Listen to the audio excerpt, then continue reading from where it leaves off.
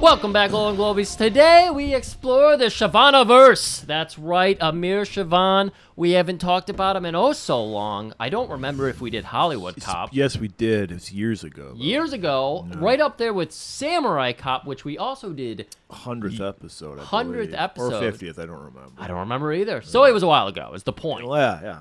But Well, like we said, we want to savor these. There's only 5 Amir Shervan blockbusters. English movies where he came over to America and said, I make American action movies. I kill American style. I kill it American style now. And we get to see that on full display. There's no questioning what killing American style means. And you'll find that out later in this episode. We'll get to it. Or you could do a master's thesis course just on that. A master's course. I don't know why there's not a class on the works of Amir Shervan in every film school. It doesn't make sense to me. I mean, the master of the reaction shot. Right. Oh, my God. And he splices it together in a way where you can never tell, like, the guy was completely on a different set. But he's reacting. I mean, if you've ever seen an Amir Shervan production, he loves a reaction shot. A close-up reaction shot of a face. Did you post that video I sent you of the knife thing? Yeah. There was almost a Frank Washington reaction shot that I cut to for that, but I couldn't get it to work right, so it didn't make the final. Nobody cared, so it's okay. Yeah, exactly. It's whenever there's anything we think is funny, nobody cares. Well, we do this to entertain ourselves first and foremost, so I was like, oh, That's Murray, good, because nobody cares. Murray would love it if I could get this to work, and after a little while of trying, I gave up. It was a very busy week for me. I had multiple window people come out. So November, new windows. I only had to sell off. I don't have to wear a coat in your house in the winter anymore. Fingers crossed. Let's hope that once we get the windows in here, it'll actually keep some heat in. Speaking of heat, speaking of directors, I was notified because I'm busy, man. I don't know what's going on in the world. I see. You're always busy. I get my notifications what Taylor Swift is up to, and that's all I need. That's it.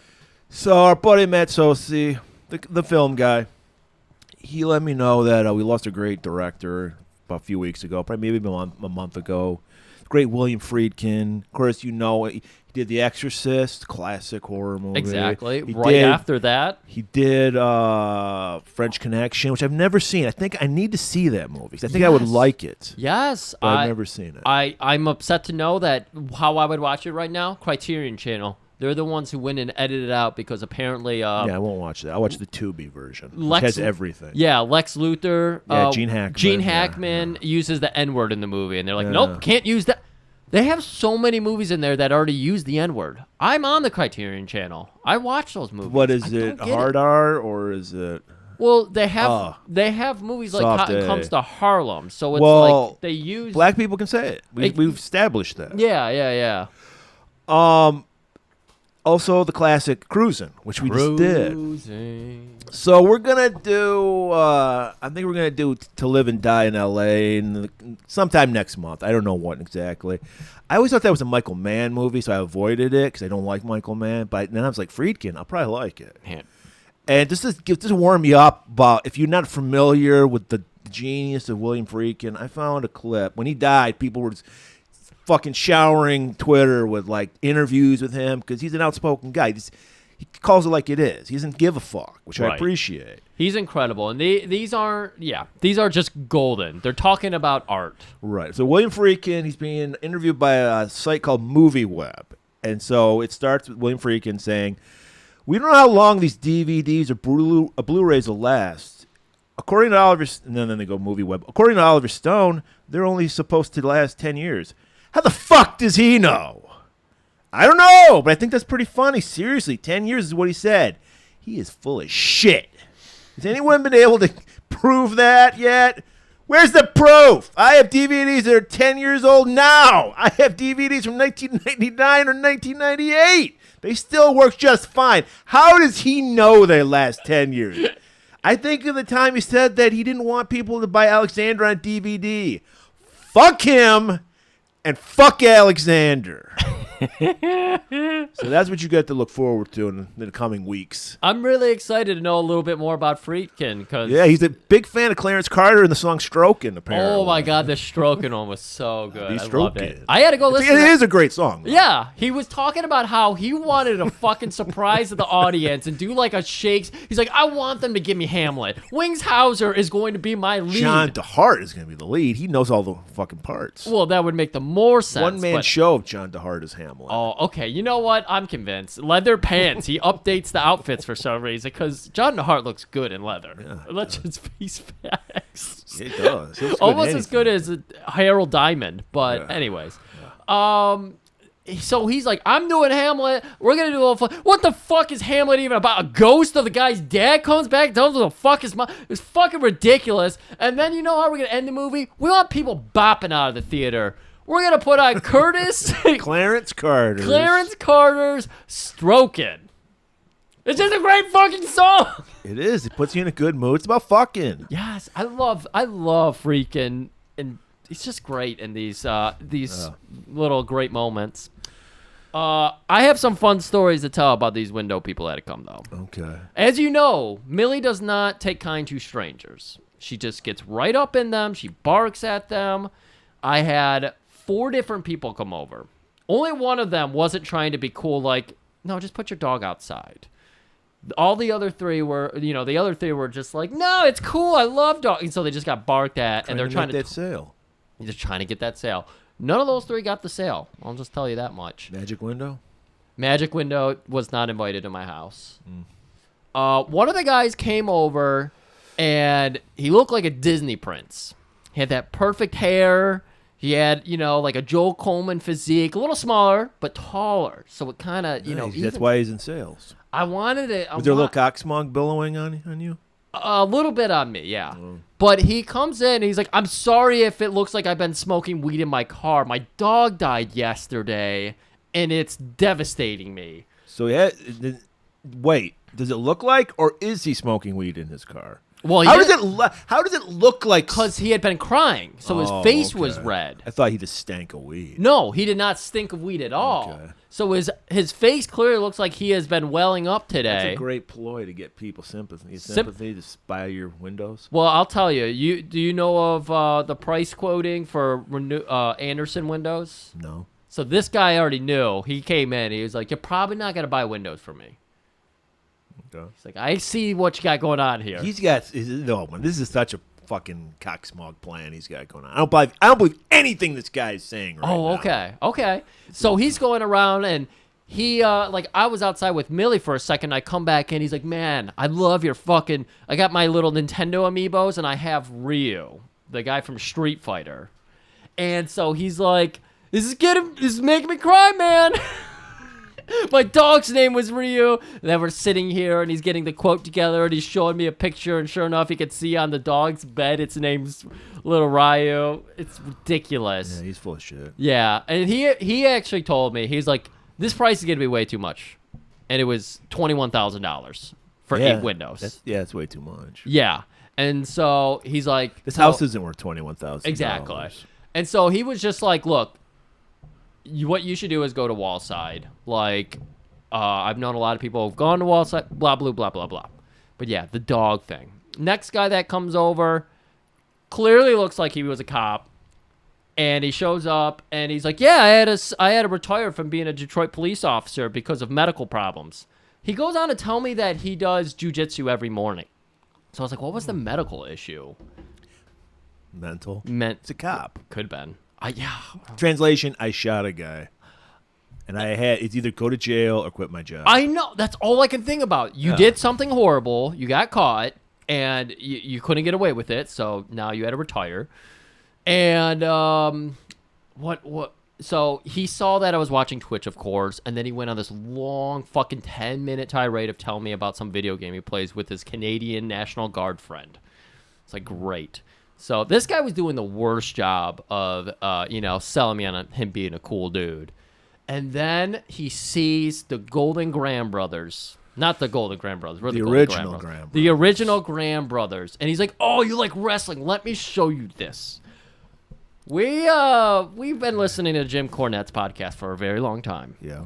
And during COVID, we kept hearing these stories about people going to a certain Florida bar and grill. Do you remember what I'm talking Hulk about? Hogan's Bar and Grill? Hulk Hogan's Bar and Grill. Is it a bar and grill? I thought it was just a place where you buy shit. I thought it was supposed to be a bar and grill. It might just be a tourist trap kind of thing. I thought it was just buy wrestling belts and autograph pictures. Yeah.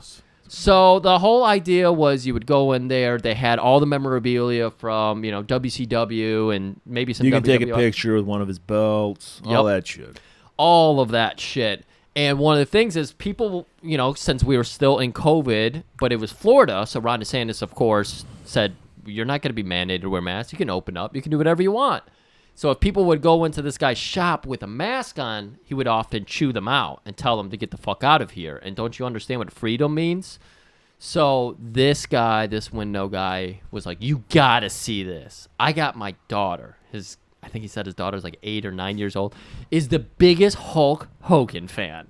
What? So we went and met Hulk Hogan. How is an 8-year-old the biggest? He hasn't wrestled in 8 years. I know. But he's showing her the These stuff. guys never trust a window salesman is all I have to say. I know. They all have their scams. All. They case your joint to see what are you into. And look at my house, I'm going too. to relate. My house is full of, my heart is on my sleeve in my house. There's so much shit that anyone could look at it and be like, oh, this is how I get in. Oh, you like Steve James? Exact. Oh, my God. That would be where you won me I over. listened to this podcast recently about McBain.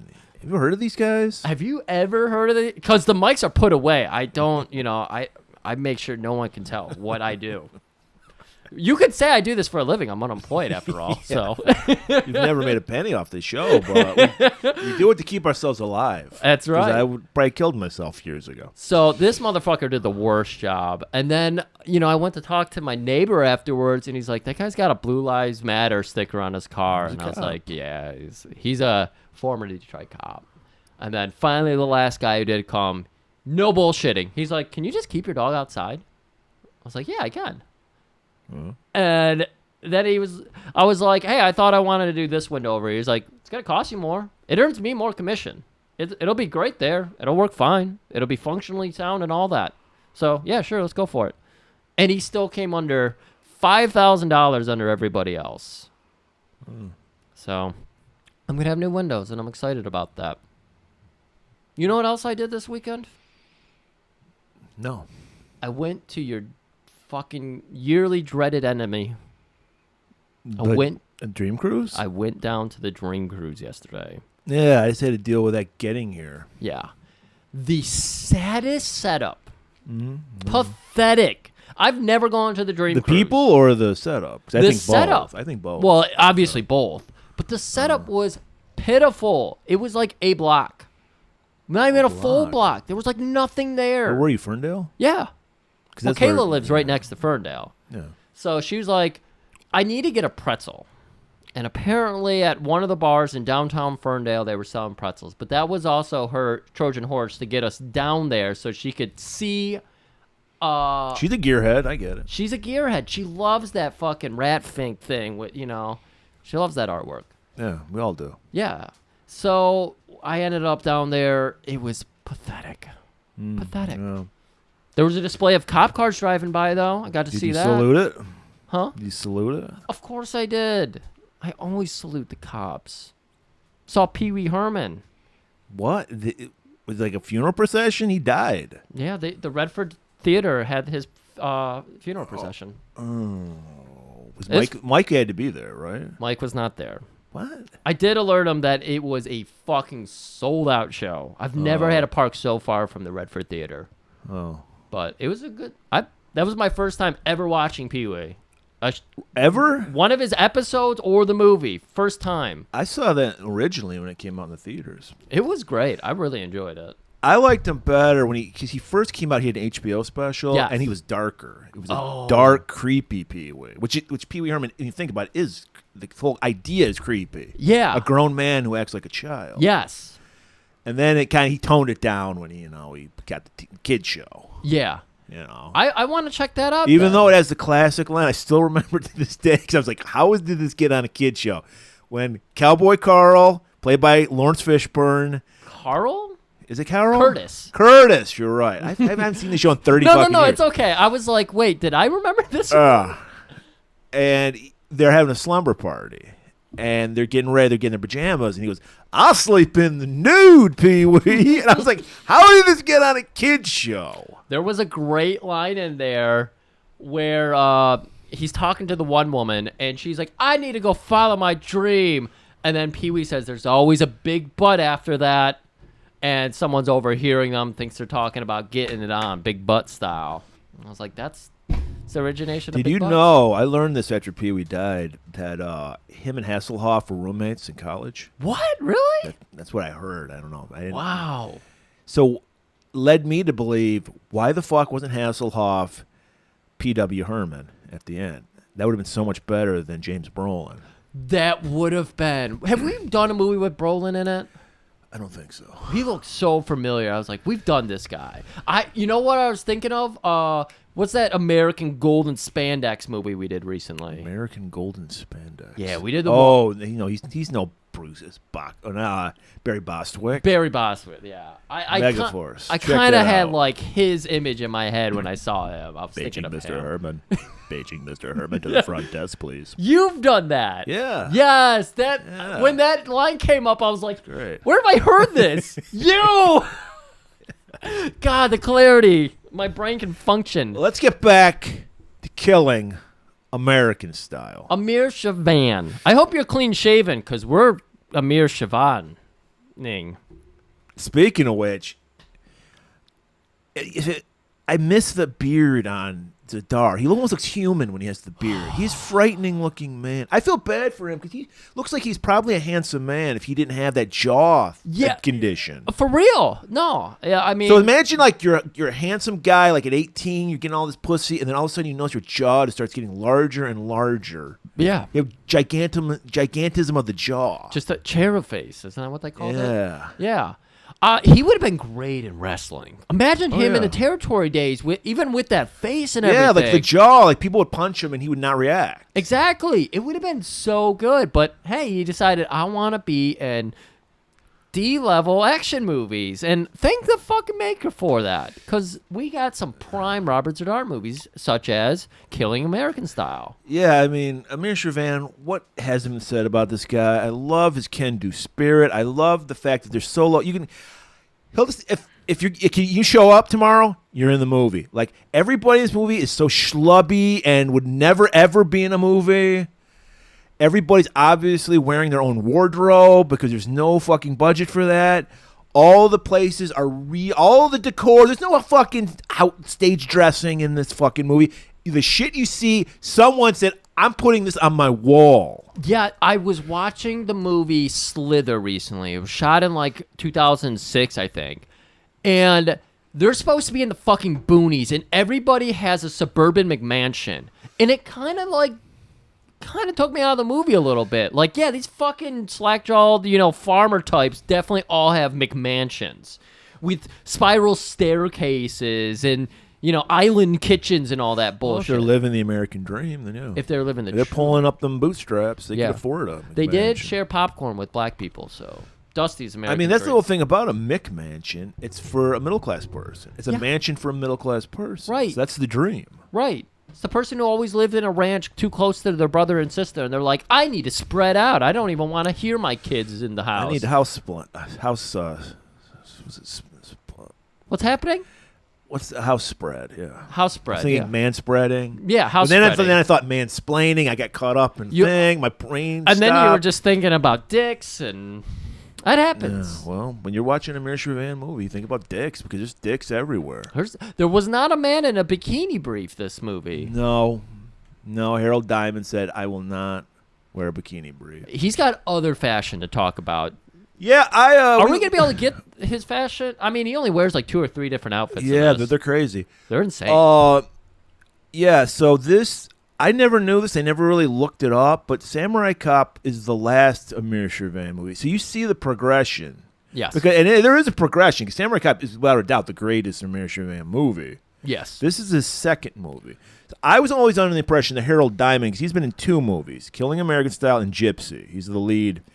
I was under the impression he came after. Of course, Yeah. we're familiar with Harold Diamond being in the two greatest Andy Sedaris movies, Hard Ticket to Hawaii and Picasso Trigger. Oh my God! Yes, that's right. We've done. It's been so long since we've done either of those. I completely Years. because Amir loves rock star hair, Yeah, and Harold Diamond has it. rock hard bodies. Got that too. He likes it when women have rock hard tits because he loves breast implants.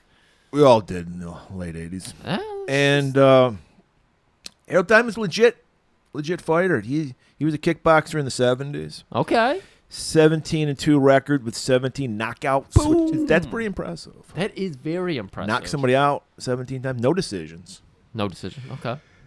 And so, yeah, I mean, and he did a pretty good job because obviously there was no fight choreographer in this movie. I mean, Harold Diamond was probably the fight choreographer for this movie, and he did a good job. A lot of sweet tippy taps. Shit looked like he was throwing it in. Yeah. Way better than an AEW match. I mean, the punches actually connected. I love Amir because it's like he's done movies. I don't know where he's from. Is it Iran? Iran? Okay. So he's done like a dozen movies over in Iran.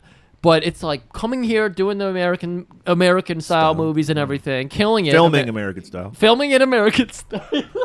It's too good. He actually does a good job. Like characters have kind of little arcs. They're not like super sophisticated or anything, but it's like the story actually makes some sense. Yes, whenever there's something that seems out of place, he has a line that explains. Yes. I mean, it's airtight. Right. Like he does make sure this leads to this and this. Because there's and a this. lot of weird family groupings. Everyone in this movie, exception of Brand and the douchey little kid, everyone's basically 30-something in this movie. Yeah. Yet there's someone's the mother of somebody and the uncle, and like it's weird because you're like, wait, I thought that was Zidar's girlfriend. His mom? What the fuck? It is a little bit all over the place, but he's like, these are the actors I can get. He had to get, yeah. And he got a bunch of lemons, and he just squeezed that sweet lemonade. Yeah, exactly. He's got the theater mind where he's like, anybody can play any role. He doesn't prejudice against age. He's not ageist. He's none of that. You got to have rock star hair to be a hero in Shervan of course. I mean, that's his one thing. He's like, look, I want my hero to look like a fucking romance novel cover. Yeah. And goddamn, Harold Diamond looks like a romance novel cover. That hair in the wind, we never got to see that, and I would have liked to. I think that's the one thing we really got slighted in this movie. Yeah. We saw that Harold Diamond is an expert at throwing a gun on a roof. Yeah. That was incredible. He played a lot of skee ball. Skee ball, horseshoe, any of those skills would apply there. But there's so much to enjoy about this movie. There's so many crazy outfits. Like you said, everything is in its right place in these movies. You're getting a snapshot of 1989 in this movie. Not the world I grew up in, but some weird world in Hollywood, California. Yeah. People looked like this. This was their look. This was their style. Yeah. And now that we're looking at all this stuff with like our intelligent Golan-Globus mind, cannons, I gotta say it's like Amir from day one when he started doing this movie or Hollywood Cop. Well, I don't know if all these sounds happen in Hollywood Cop, but there's so many sound effects. Yeah. What's it called? Little fucking tunes and everything, little tension breakers, Soundtrack, yeah. everything. I don't know if you call it a soundtrack, if it's just like the 4-second little connecting tissue, because he has that one do-do-do that sounds like it was made for the Sega Genesis, which ended up coming out around Samurai Cop time. So he actually Many people don't know this movie inspired Sega Genesis. it had to have, because everything about his soundscape that he produces his like little tunes on sounds like the Sega Genesis, and I fucking love it. There's just so much to love about the Shervaniverse. The Shervan Cinematic Universe, yeah. It's so fucking good. The SCU. Yeah. We call it in the industry. I mean, if we're being honest, his movies are a little bit boring at times. Yeah, well, you got to build that tension. And it's interesting because if you're thinking Samurai Cop, if you're thinking Hollywood Cop, they have something in common. Cops. Yeah. And just a typical cop story. This one is not about a cop. It's a hostage situation. Yeah, and so our hero doesn't even, like... I don't know what his job is. Yeah, he barely gets, like... he's kind He's of got just, 35 grand sitting in a Crown Royal bag in his cabinet. Yeah, really. So he's doing something right. He's just constantly like pushed down until the final act of the movie. Like he's, in a hostage situation, so we can't really let it flow, let hair flow. Yeah, because his wife and kid and sister-in-law. I think I said very weird familial territory. It has to be sister-in-law. It has to be. Okay, because they don't look even remotely related. Because it's a lot of like very dark-haired people, and then the most whitest, like blonde neo-Nazi-looking people. It's odd. But hey, like we said, give them those lemons, squeeze that lemonade. Before we go to trailer, Murray, I got to tell you about one other thing. Okay. I happened on this movie called Mad Men, and it sucked. It was pretty bad. John Hamm? Not John Hamm. Oh. It was a movie. No. It was a typical 80s slasher ripping off of, Friday the 13th or Halloween, whatever. There was a character. He was supposed to be the Fonz character of this movie, and everybody called him TP. And I was like, I can't be hearing this right. I have bad hearing. I can't be hearing this right. It sounds cool to me because that's my initials. TP? My middle name's P. Oh, wow. Yeah. So or toilet paper, whatever you want to say. So this guy, when I was doubting myself, they actually zoom in. He's got a TP belt buckle. I want that. Yeah. So it happened at sea. To speak of fashion choices, I can't wait. The deep V's on the deep Zadar. Oh my God! We got so much to talk. To the abyss. So much to talk about, and we've already wasted 25 minutes of their time. All right, people, I need you guys to listen, American style, to this trailer for the great Amir Shervan movie, Killing American Style.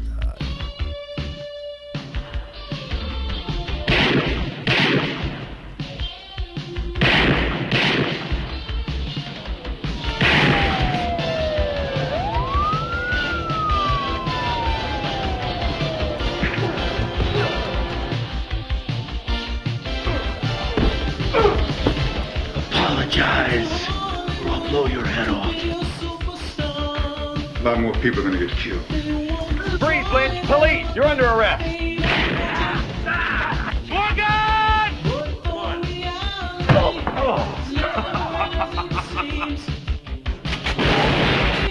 That's pretty good. I can do anything I want! And you can't do a goddamn thing about it. Drop your gun! Put your hands over your head! What do you want from me? I want a doctor. I want one now, and you're gonna give me one. Welcome. Trailer has trailed you. I hope there is one. Before we get into the movie, can you explain to me why there's a giant tub of cocktail sauce on your kitchen counter? That's marinara sauce, and as Okay. you notice, there's also dough right there. Murray, I'm glad you brought this up. Murray just wanted to make sure this was happening for him. I am going to be making us a nice pizza tonight. It's all homemade shit here, and we're gonna have some pizza while we watch some terrible wrestling tonight. Can't wait. Can't wait. I know. I'm excited too. It's been a while, but we've had some cool weather here, so We can't complain. We've had a decent summer this year. yeah, it hasn't It's gonna be 90 tomorrow, but we it's gonna cool down again. What about you? I see you got a new scar on your arm there. You got This a is new. all fucking poison ivy. You're having the worst Yeah, I'm summer having the ever. worst, yeah. The weather may be good sometimes, but you're getting stung by bees constantly. Yeah, wasps. I'm sorry. But Yeah. Still, that's even worse 'cause it's really painful. Yeah. Yeah, and I got a little bit of poison. Not it's not horrible, but yeah, I got some poison ivy on my arm, and not happy with that. That fucking sucks, man. I'm sorry. But what doesn't suck? Killing American Style. Original songs, fucking great credits going on here. White font, black screen. Perfect. That's all we need. Yeah, I almost feel like I'm playing a Nintendo game. Dun, dun, dun, dun, dun, dun. That's almost Ninja Turtles now. Check. Is that the same Samurai Cop song? There's a lot of borrowed stuff that I remember from Samurai Cop. Yeah. Yeah. Including an actor we all know and love, which we'll get to when we get to him. Oh, okay. So we start out, we meet John David Lynch. Clearly the brother of David Lynch. David John Lynch. Exactly. I'm glad you knew that. I didn't know you knew This that. guy, great casting. Creep vibe. I'm getting definite creep vibe off this Right. guy. He's got his jean jacket with the sleeves pushed up to his elbows. That's right. Manicured to an inch of its life. Mustache. It's so trimmed. See, this is how you know he's actually the brother of David Lynch. He's the opposite of David Lynch. David's a frail guy with a tiny voice and fliffy hair, no facial hair, except for his COVID beard that he grew out. And, you know, what is David into? Dream theater and, like, The weird... band Dream Theater? Yeah, the the band progressive Dream Theater. rock? Yeah. Oh, I didn't even know that. He's into, you know, like, all of his weird, super artsy... What is it? Surrealism. Yeah, surrealism, thank you. 15 minutes of a guy sweeping the floor type shit. But John David Lynch is the opposite. Give me the hard fucking facts. Yeah, because Shervan, he knows what you're coming to see when you see a Shervan production. Ass kicking and ass shaking. So I think this bar and grill, whatever the fuck this place is, has been used in every Shervan movie. 100%. And it's a I was gonna say high scale, but it's not high scale. But it's a restaurant strip club. We were talking last week, I think, about eating at a strip club. This is like a restaurant that has a strip club in it. Happens to have stripping in it. Yeah. It's interesting because we've been talking about all the borrowed stuff, but I'm pretty sure the restaurant we see in this movie, Lynch goes there to eat. Samurai Cop restaurant. The classic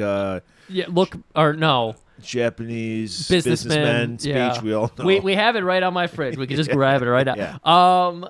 But yeah, a lot of borrowed shit. And the strip club scene, you watched Gypsy. Last night on Tubi. I think all of Shervan's movies are on Tubi right now. Yeah. And if you have an ad blocker, you don't even have to deal with fucking ads. So it's crisp watching. But I also flipped through Young Rebels. Yeah. Strip club scene in that movie. So Shervan is very sure. Gives people what they want. He gives people American what he wants, style. and he's very economical. He reuses stuff, but in a new way. So Lynch, he's like the Bob Fosse of strip clubs. He demands perfection from his strippers, Right. And he's not getting it. Right. He's already shown. We've seen two girls get up and shake it.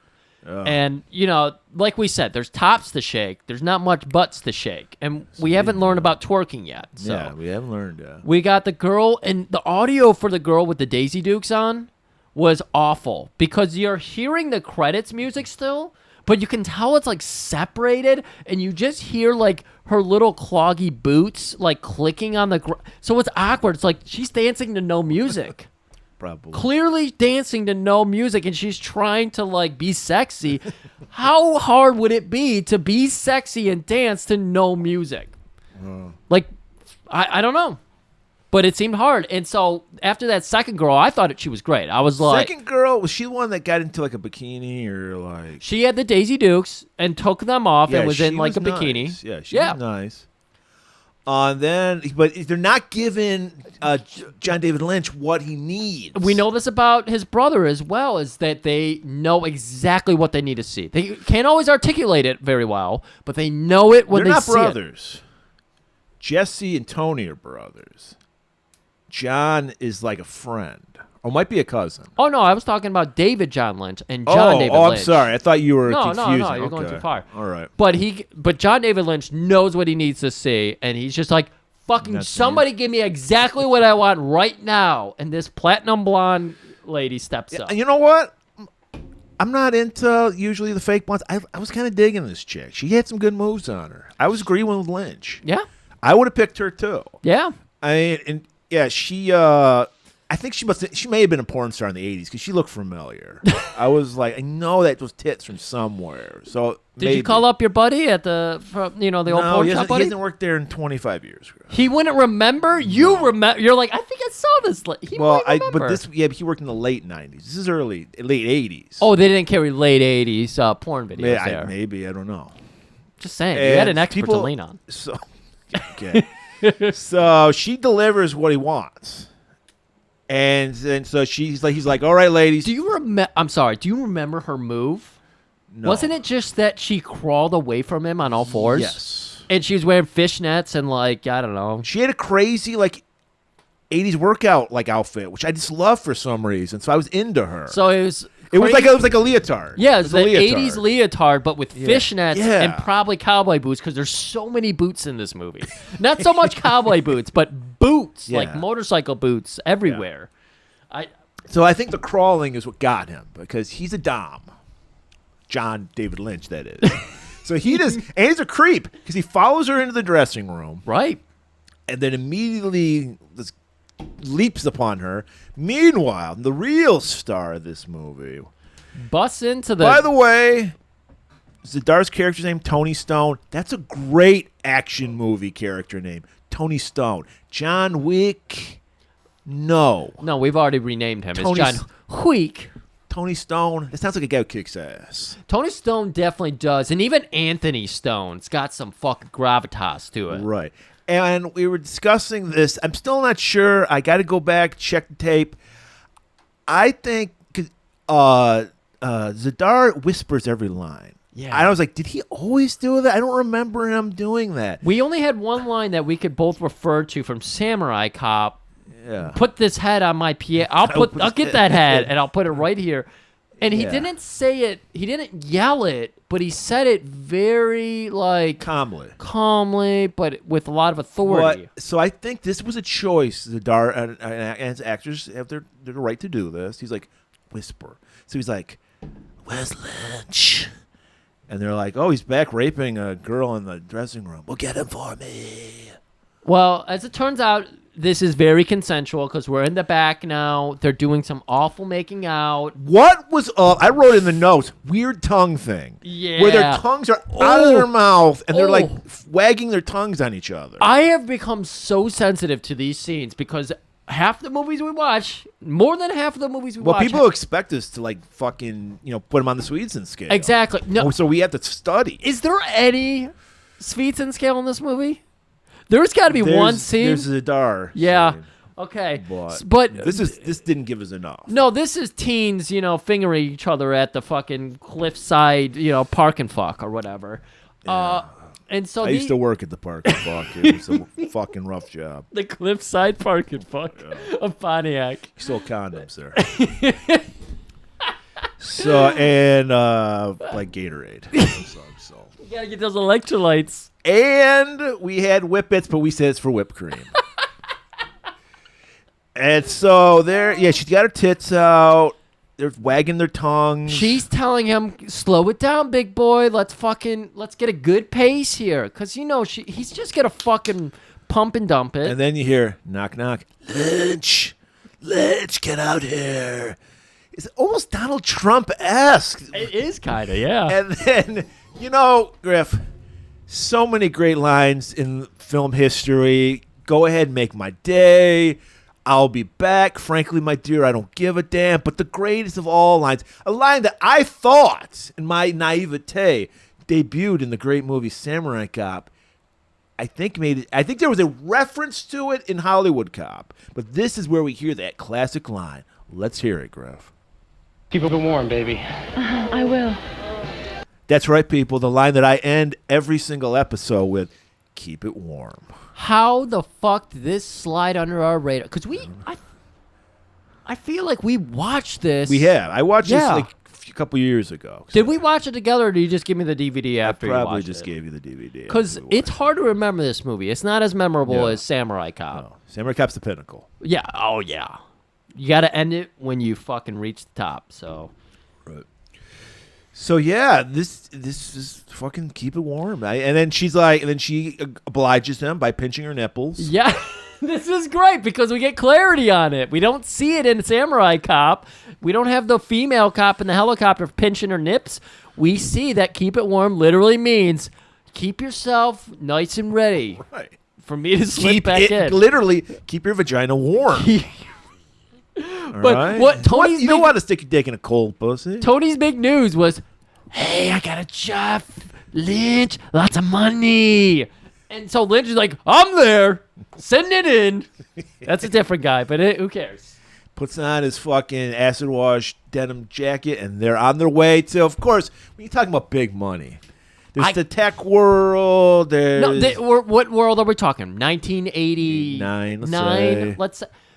We know tech world geeks. Bill Gates. Fuck that guy. Yeah. We got to think something else. Is it aerobic wear? That was on its way out. It's on its way. Okay. This was like 83. Yes, okay. That would be. 89. I would be robbing an aerobic studio in 83. 89. And I don't even think is What? Hulkamaniac. Think maybe? about it. What was not so hot Not in 1989? I'm glad you brought up Hulkamania because I think some WWF ice cream bars had something to do with this. Oh, it makes perfect sense. Brian Last loved these ice cream bars. Yep, people. If you want the ultimate heist, the Ocean's 15, if you will, of heists, it's the ice cream truck storage facility. I don't know what the fuck this place. There was just a fucking place with ice cream trucks parked everywhere. This is the one scene that stuck in my brain from this movie. Not the outfits, not Zadar, nothing else, but this scene stuck in my brain. Because we cut over to, this is just the compound. It looked like it was the middle of the day. This is What's the middle of the day? This is prime hours to be delivering ice cream. Usually, whatever. That's how big their fleet is. Yeah. They still have like 20 extra. So we've got a guard there looking nervous, like, where are they? Where are they? And we just see ice cream trucks everywhere, now featuring WWF ice cream bars. Right, get your Andre the Giant. Then a van rolls up. There it is. Can you just smell that money, Lynch? And they're like, all right, let's hit it. And so Zadar gets out. Tony. He's the leader. He's like, is he holding a knife? I didn't know what he was holding. He had a knife at a moment here, and he's talking to the guard. He goes, because the guard's behind the fence, like fence gate, and then he like runs the knife across the fence. Very good. Very Warriors come out and play, you know. Right. He's like, are they there? Oh, yes, they're in there. They're counting the money as we speak. 150 large today. Great. $150,000 in 88 money, 89 money. That's $4 billion. That's today. how big the ice cream industry was. Right. Ben and Jerry killed it. Ben and Jerry killed it. Socialists. They're in Vermont. You know they're socialists. So, like, the guy opens the door for Lynch and Tony, and Looney. Tony's uncle. Tony's uncle. Who I'm positive was in Samurai Cop. He was Yeah. either a cop or he was a goon. Yeah, I believe this is also, was Danny Anderson there? Danny Anderson was there as well. And also, because Danny Anderson. Looney possibly mentally, what's the word? Mentally, not I don't know. deranged, I don't know the proper words incapacitated. to use anymore. Yeah. He's slow. He's slow. Is that still okay? I don't know. Okay. I'm sorry, everybody. So we're working with interesting cast here, but two of them stay outside. Tony and Lynch, they're the main guys. They're gonna go inside. Right. They're cutting through the building. They're fine. They know they've got 2 guards to take out inside. I don't know. Yeah, I think that's what the guard tells them. Yeah, I think the guard told them. Well, too. They did the fucking scene from John Lynch. He's like, "You're looking like you lost some weight." He's like, 20 pounds. That's a signal. It means 2 guards. So that's why the guard can just see, hey, I don't know what was happening. Right. Why don't you leave? Let us take care of it. And he slaps him in the cheek with that knife. Take it easy, fatso. Call them fatso too. So inside, they're sneaking along, and my God, these guys probably trained under Shokazuki. They're ninjas. Oh yeah. Or maybe Lee Van Cleef. Maybe the master taught him a little bit. Well, we know from Samurai Cop that Zadar is a samurai at least. At least. He knows the sword very well. At least. I mean, his character's probably canon from this movie to that movie. So. Right. And so they take out one guard, and then they just barge in, and I think there was one more guard that they have to pin down, and then there's just 3 accountant nerds. And I don't know why my eye went to the oscillating fan. It was very distracting. We talked about it. Everything in this looks like it would have been in a functioning, weird office building. There's Bud Light advertisements everywhere. There's a fucking Spuds McKenzie poster on the wall. I couldn't stop looking at everything. Yeah. Everything. Because that's the thing. It's like, fuck it, I can't... It's like a fucking TGI Friday. There's so much flair Yes. everywhere on the walls. Every space is covered. And you know, this probably was an ice cream repair fucking garage. I don't know what the fuck in real life. He got the right to shoot there, so he's like, all right, got to make it work for the script. Like, his script is... And Where are my Spuds McKenzie posters? Who put them there? you know... Oscillating fan. His script worked like a Mad Lib around the The sites. original fan was the box fan. He's like, that would not work. No. Oscillate. He's one of those guys who shows up to the estate sale like 2 hours early to pay $1 for the oscillating fan instead of $3. Oh my god, those guys are the fucking worst. But that's how you make. That's how you make the movie magic. That's right, and then you go sell it at your antique shop or whatever. Where's the money? Like, we don't have any money. You know. I know you're hiding it. There's a fucking drawer with a bag full. And It's a laundry sack. I was shocked there wasn't a dollar sign written Why on not? it. Why not? You Americans all put dollar signs on your bags still, right? We do it American style. Because it's a laundry sack. banking American style. Banking American style. It's a laundry sack, so, you know, it's like what you see in all that shit. Right. He's like, oh, the perfect place. And grabs it. The perfect place. And then they make their escape. But there's some guards outside waiting for them. So, this anytime I watch Amir Shervan, one of the accountants gets frisky and pulls a gun, and they have to shoot him. And this is the one scene where a gunshot goes off, and everyone's like, "Hey, that was a gunshot in this fucking building." Because there's a shot later that's fired, and they're like, "Did a bird just call outside?" It's not until the guy yells Tony that they're like, "Oh my god, something's wrong." Like a gunshot. I'm sorry, I know it's. Well, if there are people carrying guns at this fucking ice cream place, then there must be a lot of violence going on. There was a lot of ice cream wars going on. That's true. That's Ben true. and Jerry horned in. They took over. Ben and Jerry must have been the greatest. Mean Streets of Vermont. Mean Streets of Vermont. Montpelier, I think this is Have the we capital ever of told you Vermont. guys about the? You know what? When we do our true crime podcast, our first episode, The two true crime. the two true Two crime. true. We're gonna do our first episode about the Ben and Jerry wars. Yes. The two They're families bloody. finally People don't came even- together. People don't even remember them, but they have. Yeah, you know when you buy that ice cream, you got blood on your hands. So, like I was saying about Shervan, the architecture. I don't know. Like, everything is so weird how everything's laid out. Probably because he used 5 different locations for one location. In We these movies. know he does that in movies Yeah. like Samurai Cop. You see a house, you walk through the halls, and suddenly you're in a different house. But contextually, You're in a continuity, mansion. You walk through a door. It's a tract house with fucking popcorn ceiling and shit. And you're like, what the fuck? right? It's like if you know how to look for those details, you're like, wait a minute. And if you don't, you're like, wait, what? It So doesn't- somehow Lynch gets behind the guards yes. and they just shoot him. Right, that's right. That's all it is. Because one of the counts got frisky. They have to shoot him. The guards come around. Lynch gets around. So they're making their escape. But now the police have showed up, and they're hiding behind the ice cream trucks. And this is where we get to see, what's his name? Tony shine. And he might be large, but those boots, they hide all of his footsteps. He's got that fucking deep V. It's an abyss. That's how deep it is. Oh my god. And so he's just lurking around. He's doing his horror movie type thing, but he's shooting everybody. And he's just taking out all these guards. They're getting in the van, and they're getting the fuck out of there. Right. And as they take off, what was the purpose of Fatso firing off his gun to make it seem like he tried to stop them? 100%. That's what he was trying to do. He's trying to sell it like, I'm trying to stop them, you know. But he fires in the air, and his boss witnesses it.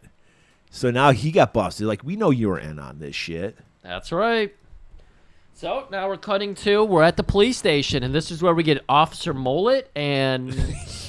Worse mullet. Dude, it was so fucking bad. It was so bad. Because it was really a limp, kind of stringy hair mullet. And Yeah. ain't no body to it at all. Right. And yeah, this is a very libertarian view of how people want the law enforcement to be, because nobody has rights at all. No? They're like beating him with telephone books. They're like, you're going to tell us what we need to know. Right, I don't know anything. And they just have a legal pad. And I don't mean legal pad in the sense of, like some kind of legal paperwork. It's legal pad in the sense of It's that yellow paper with the blue lines, and it says legal pad at the top, and they just have them signing it, like, so they can write around it and be like, "I'm confessing." And they're like, "Now you're going to jail unless you tell us. You signed this piece of paper." It's legal pad. You see So it right he there. squeals like the little piggy that he is. That's right. Speaking Oink, of oink. squealing, now we cut to the first of our sex scenes in this movie. Yeah, so they're doing this kind of in parallel with Fatso giving up some information. Zadar lying in bed, naked. Please. Is it, he has a weird body, too. Did you notice that his body looks weird? Like, he's not fat. No. But he's like, it's like he sculpted, but in a weird way. Like someone, like a blind man sculpted the body. Because, I'm not explaining it. Didn't you notice that? No, you're 100. There's so Like much. Lynch is like a bodybuilder. He's ripped. Yeah, no, Lynch is a bodybuilder. You get it. You understand what we're talking about. Right. But yeah, Zadar is Rocky Dennison or whatever that guy's Yeah, name Rocky is. Dennison, He's so interesting in all of his features where you're like, oh man, you're like one chromosome away from the Elephant Man here, sir. You're so interesting. I love you and I'm mortified by you. Right. But there's so much to talk about in this scene because not only are we going to see Zadar taking his shirt off, we got another platinum blonde in here with whatever. Oh, she's got like the doily bloomer type Did she? underwear I thought on. she had a thong on. I don't remember. No. Okay. It was like a bloomer type set, and Okay. then she had like the halter tops thing covering her chest. But Zadar, we're assuming this is Zadar's house because Fatso's giving Zadar away here. He's giving away Tony. Yeah. And so the police are starting to gather outside Tony's place, and he is getting into his bed. He has a twin bed. Hold on, it keeps going. With the plastic still on the box spring and mattress. What the fuck? You literally hear him get into bed, and you hear plastic. That's amazing because you usually can't hear anything in a Zadar movie. Not a Zadar, a Shervan movie. And then she gets on top of him. Yeah, she does this thing where, I'm sorry, I just saw this, and it was fascinating. Okay. Because she lowers her top, and you think a top goes over your head. Yeah. She lowers it to That was- expose her breasts, yeah. and then she goes down with it. That was her move. She's like, everybody does it that way. But I'm going to stand out. And she did. Mission accomplished because you remember that. Yes. Was it her choice or was it Shervan? Because you know how she has to take it down? She does the hinge, the 90 hinge bend over, and Shervan just right up in there in that ass. Yeah, it's probably a Shervan. It was probably a Shervan choice. Yeah. And cause I've heard he has very like close sets. The sex scene, it's just the actors and him. Well, every Shervan scene is a close set scene because it's in a fucking bedroom, and he is tucked into the corner to get the shot. He's got a camcorder filming this. And then it's weird how you said they picked up the squeaky bed noises, but they had to add Not in the squeaky, crunchy. They had to add in the kissing noises. It's so weird. And it's so not weird. it's not what you think. Like, thankfully, they didn't want to make us vomit, so it's not like a sloppy wet make outside. It's like literally you're kissing your grandma on the cheek, like mwah, mwah, mwah. And like, what? I wonder who the Foley guys working that day. You guys need to give me some kissing sounds, not awful, not like porn-rated kisses. You know, the I want like, good. These guys actually, Wholesome yeah, wholesome kisses. This is a wholesome site. She's kissing all along his jawline. Oh my god, and that takes a day. And then, I feel like they had to do the added in kissing noises because the plastic noise was so fucking Drowning it out. distracting. We don't have music for this No scene, really. music at all. It's just So we can't even rate this on the scale, Yeah. everybody, Yeah. because it's such a small landscape to work on. Fireplace, queen size, king size, all that work. Zadar is doing his best to make this work. Because they even flip they're in over. Shervan's childhood bedroom. There's pennants like New York Yankees and shit. Because they're like you said, it's a fucking twin bed. It's a twin. How Shervan is not Shervan. Zadar is a giant of a man, and he's left to do his fucking sexual moves on it. No, we cannot put this on the scale because how it should be on the scale and immediately a 7 because he doesn't flip the mattress. This is incredible, guys. Tubi for free. Killing American Style. So because there was no fuckable music playing, Tony can hear some cops rustling outside. Yeah, it's the middle of the summer, and he hears them step on some rusted out leaves. Rusted out? Dead leaves on the ground. Right. And I think you were thinking of rustling leaves.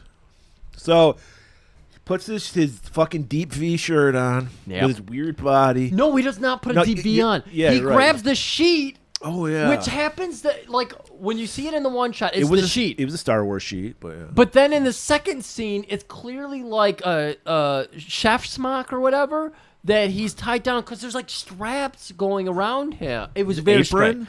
Huh? You wearing an apron? Yeah, it was like an apron. In the second shot, it looked like an apron because it looked like it was folded down so you could still get his chesticles and everything. And then he had like strings and shit. So I was like, I think he's wearing an apron here. Could be. He opens the door and just starts shooting. He's getting the edge on all these cops. The cops who have the edge on him. They're Well, on the roofs. He has the slight edge because he is captured eventually. Yeah, he does. he Without does. killing like 20 cops, but yeah. Our mullet cop is the one who does catch him. So we got Tony. Now we got to get his right-hand man, Lynch. Where's Lynch? He's at his strip club / restaurant. This is Fujiyama's restaurant. Right.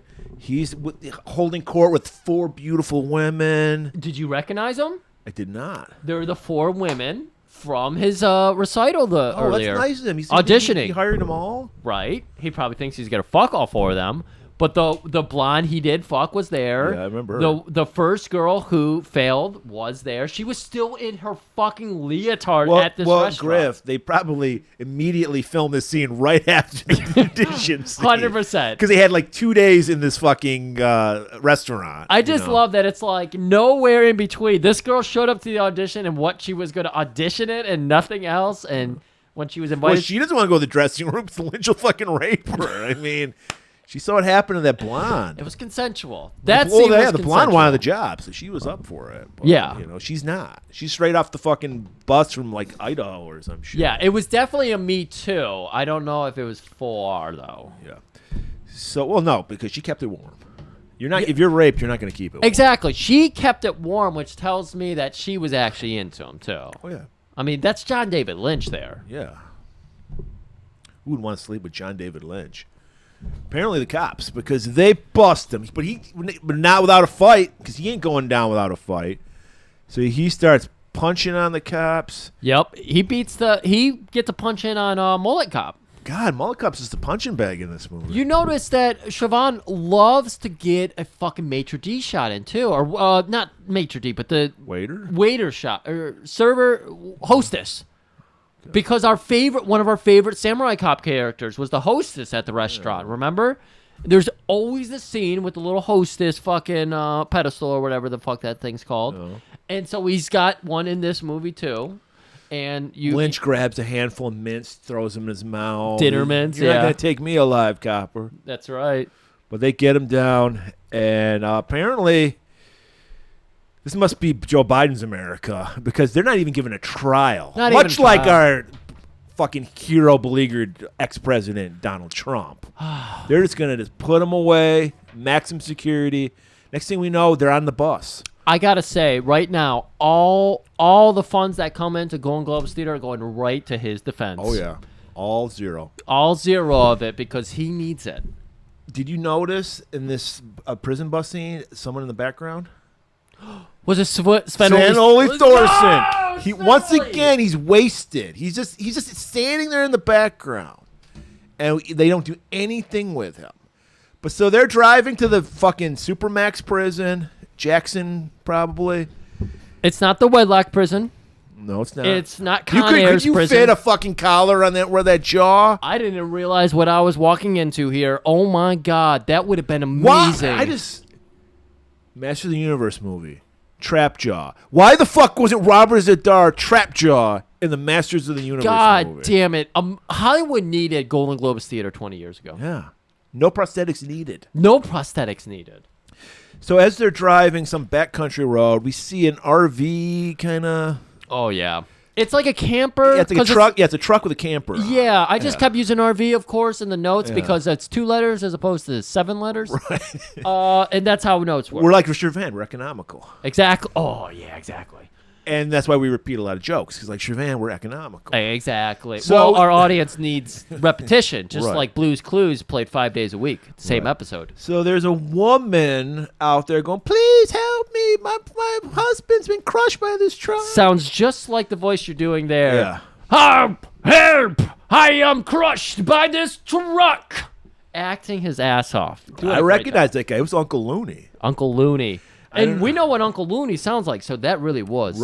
I'm getting crushed here. Literally, what was the Bugs Bunny cartoon, the character? Was it one of the mob guys who Yeah. sounded like that? Yeah. Yeah, It was the guy, shutting up. Yeah. Yeah. Oh, he's- shut up. He's always telling them to shut up. Yeah. Yeah. So, they're like, they got to stop. This is the law. If you see someone in need and you're a prison guard, you got to stop. Think of all the movies we've recently done. One, that Jean-Claude Van Damme movie I can't think of right now. So much of a better plan. If Jean-Claude's Billy, I think, was his friend, and if he had done this plan, they would have got off. Nobody would have died. Perfect. Wasn't thinking, though. So they get out to check it out, and lo and behold, that lady ain't no lady. It's a man, baby. Right. Of course it's a man. He says, his pronouns are they and them, but it's still a man. And he pulls a gun on the cops and shoots them. And, I mean, we got the other cops trying to react to all this insanity, but then Pa, he's not trapped on the car, so he starts shooting back. They easily take out all the cops. But one of them, Jesse, who just happens to be Tony's brother, does get shot.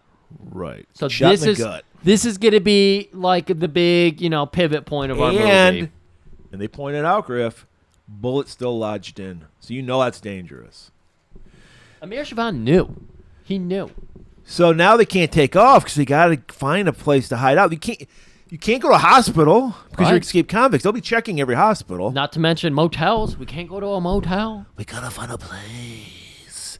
And they start driving and went, when I see a horse ranch, I got to stop. And so does Amir Shervan, because every fucking Shervan movie has half the movie takes place on this fucking horse ranch. That's Which right. obviously he knew a guy who owned a horse ranch. Had to be. But before we get too far into the ranch, Murray, we have to cut to the other man's face that's on the cover of this Right. movie. Why? Because NFL legend Jim Brown needed some cash, apparently. Maybe he had an alimony payment he had to make.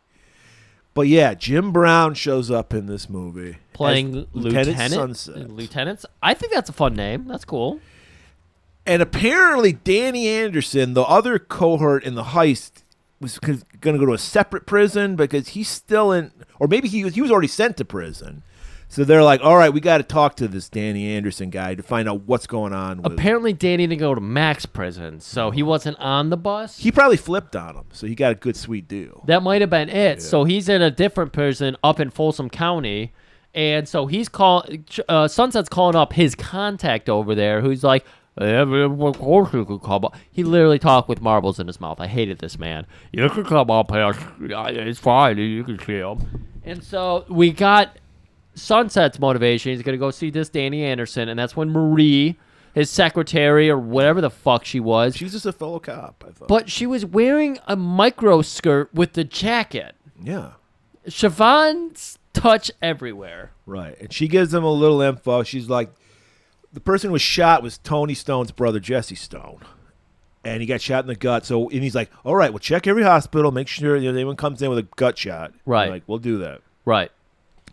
So now they're realizing they can't fucking go to a hotel, motel, holiday Inn. They gotta find a place to hide out. Like you were saying, we gotta find a house. Why were they all shirtless? You notice that? Lynch and fucking Zdar are shirtless. I think, because fucking, you got a body like Lynch. Yeah, he's fucking Steve James in it. He's like, people pay to see this body. Yeah. And then Zadar is feeling a little, probably. Yep. He's like jealous. He's like, I'm taking my shirt off too. They were doing the thing, it's so hot. They kept talking about how hot it was. They literally did. They kept saying it's so hot. I love this because Zadar's got a blue deep V with some buttons, and then he's got a white deep V with some buttons. He's got 5 of those shirts throughout this movie, and then Lynch just has the 100% pre-washed 100%. And we're not pointing that out. That's what it says on this shirt. Yeah. 100% cotton, pre-washed. The design on the shirt is what should be the tag on the shirt, and it's incredible. It does say wash in cold water. Yeah, wash in cold water. And hang dry. And with only whites. Yes. Don't wash with colors, because obviously. So, okay, they're looking for someplace. Finally, we're going to talk about our hero of this movie, the Matt Hannon of the movie. Like I said, our hero doesn't get his moment until the last third of the movie. We don't even get our hero until the fucking second third of our movie. Or second act, that's a better way of saying that. But he cuts a fucking amazing scene. First of all, I jumped the horse here a little bit. See, we're on a ranch, so meet, jump the horse. I think the worst character in this movie. Oh, 1,000%. Brandon the Menace, because he looks like fucking Dennis the Menace. 100%. Fucking 10-year-old kid with a fucking blonde bowl cut. Was this the kid from Hollywood Cop all grown up? Remember the kid who was friends with a dog? Murray, I'm glad you said that, because that's exactly what I thought. I kept thinking about, hey, come here, boy. Come here. It was terrifying to me. He's sitting at the bottom of the staircase, and he's got his fists up, and he looks like he's wearing a karate gi, and he's doing little, shadow boxing. And then he turns up to see, and, of course, Shervan's doing, like, the undershot and everything. He's getting, the Jim Cotta shot where the girls walk over the camera, and you look up in between their legs, and we're like, oh, who are these ladies? Well, one is his mother. Yes. Brandon's mother. And one is his, as Brandon calls it, his sexy aunt. Literally? Hey, sexy aunt. What are you doing with your sexy little ass? She's got the tube of, sunscreen out, and he's like, no man's gonna marry you if you're burnt to a crisp. Snap. Another great Shervan line. Shervan is killing it. Yeah, okay, so I had to, like, fucking replay it. I'm like, did he just call that woman sexy? You even aunt? texted me. Yeah, I was like, am I hearing things?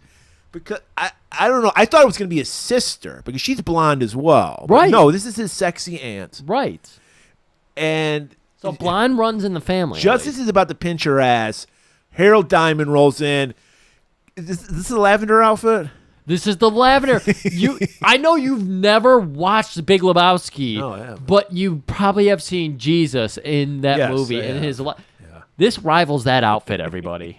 It's so close. He's got and the beauty of it is, this is from Harold Diamond's closet. This isn't. They didn't go out and get fucking a wardrobe. As wonderful of a job they did with Jesus and The Big Lebowski, literally Harold Diamond was like, this is a great outfit.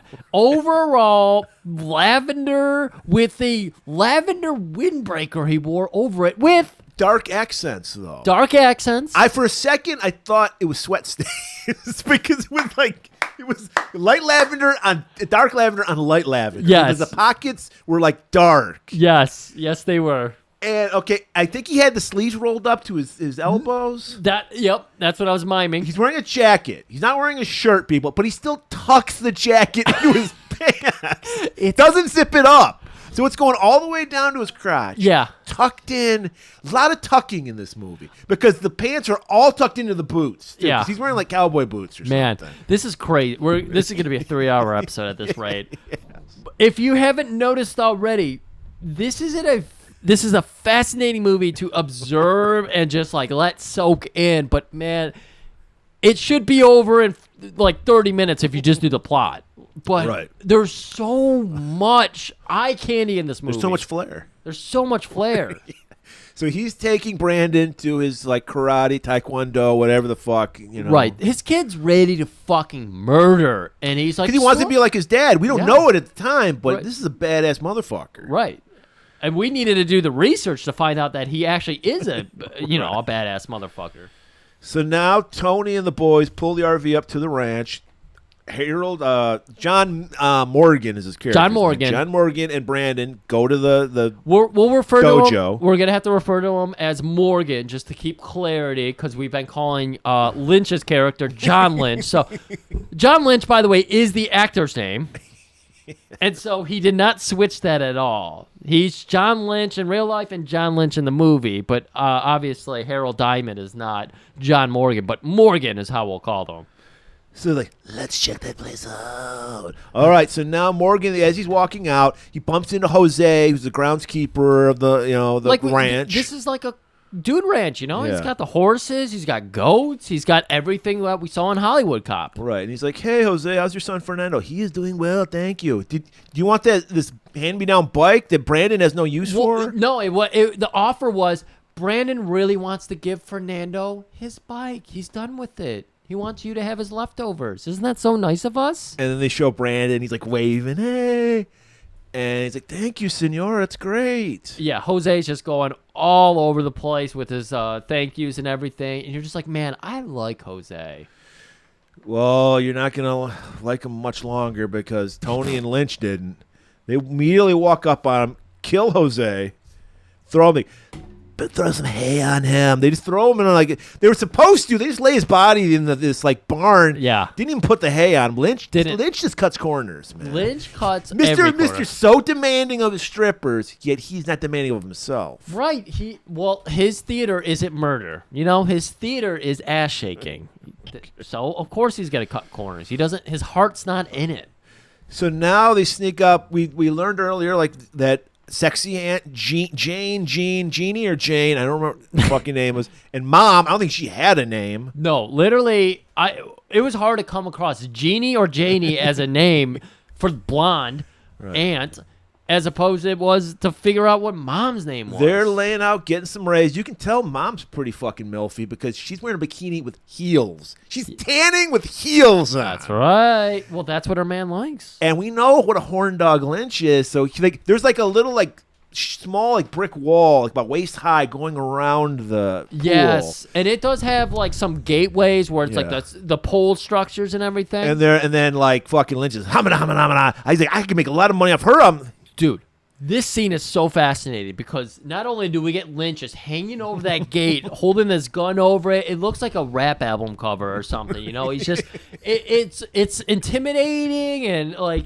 He's thinking he's looking so fucking badass with his fucking cotton shirt on, sleeves rolled up, biceps flexing, sweating under the hot sun, perfect little mustache. And then you hear, Lynch, stop fucking around. Please tell me, do you remember how... Yeah, I know, my cat's rubbing his face on your mic. It's okay. Do you remember how Zadar positioned himself? I did not. I mean, he was like crouched on the top of the... Yes, like a fucking gargoyle on top of a brick. Looks like a gargoyle. Like a little brick pillar for the gates to connect to. He's propped up on it like a goddamn... I was like, this is beautiful. This is one of the most beautiful shots I've ever seen. Stop fucking around, Lynch. And the women hear this, so they obviously freak out because there's two creeps fucking... Literally. There's a gargoyle and a fucking creep. They're just... John's just gawking. John David Lynch is just gawking. He could do hand signals. He could, like, do anything. But no, he goes, stop fucking around. So now the women are aware, and we've got to panic. What? Mom runs off, and we follow. Once again, I'm... The fucking layout of these places, I'm like, what am I... Why...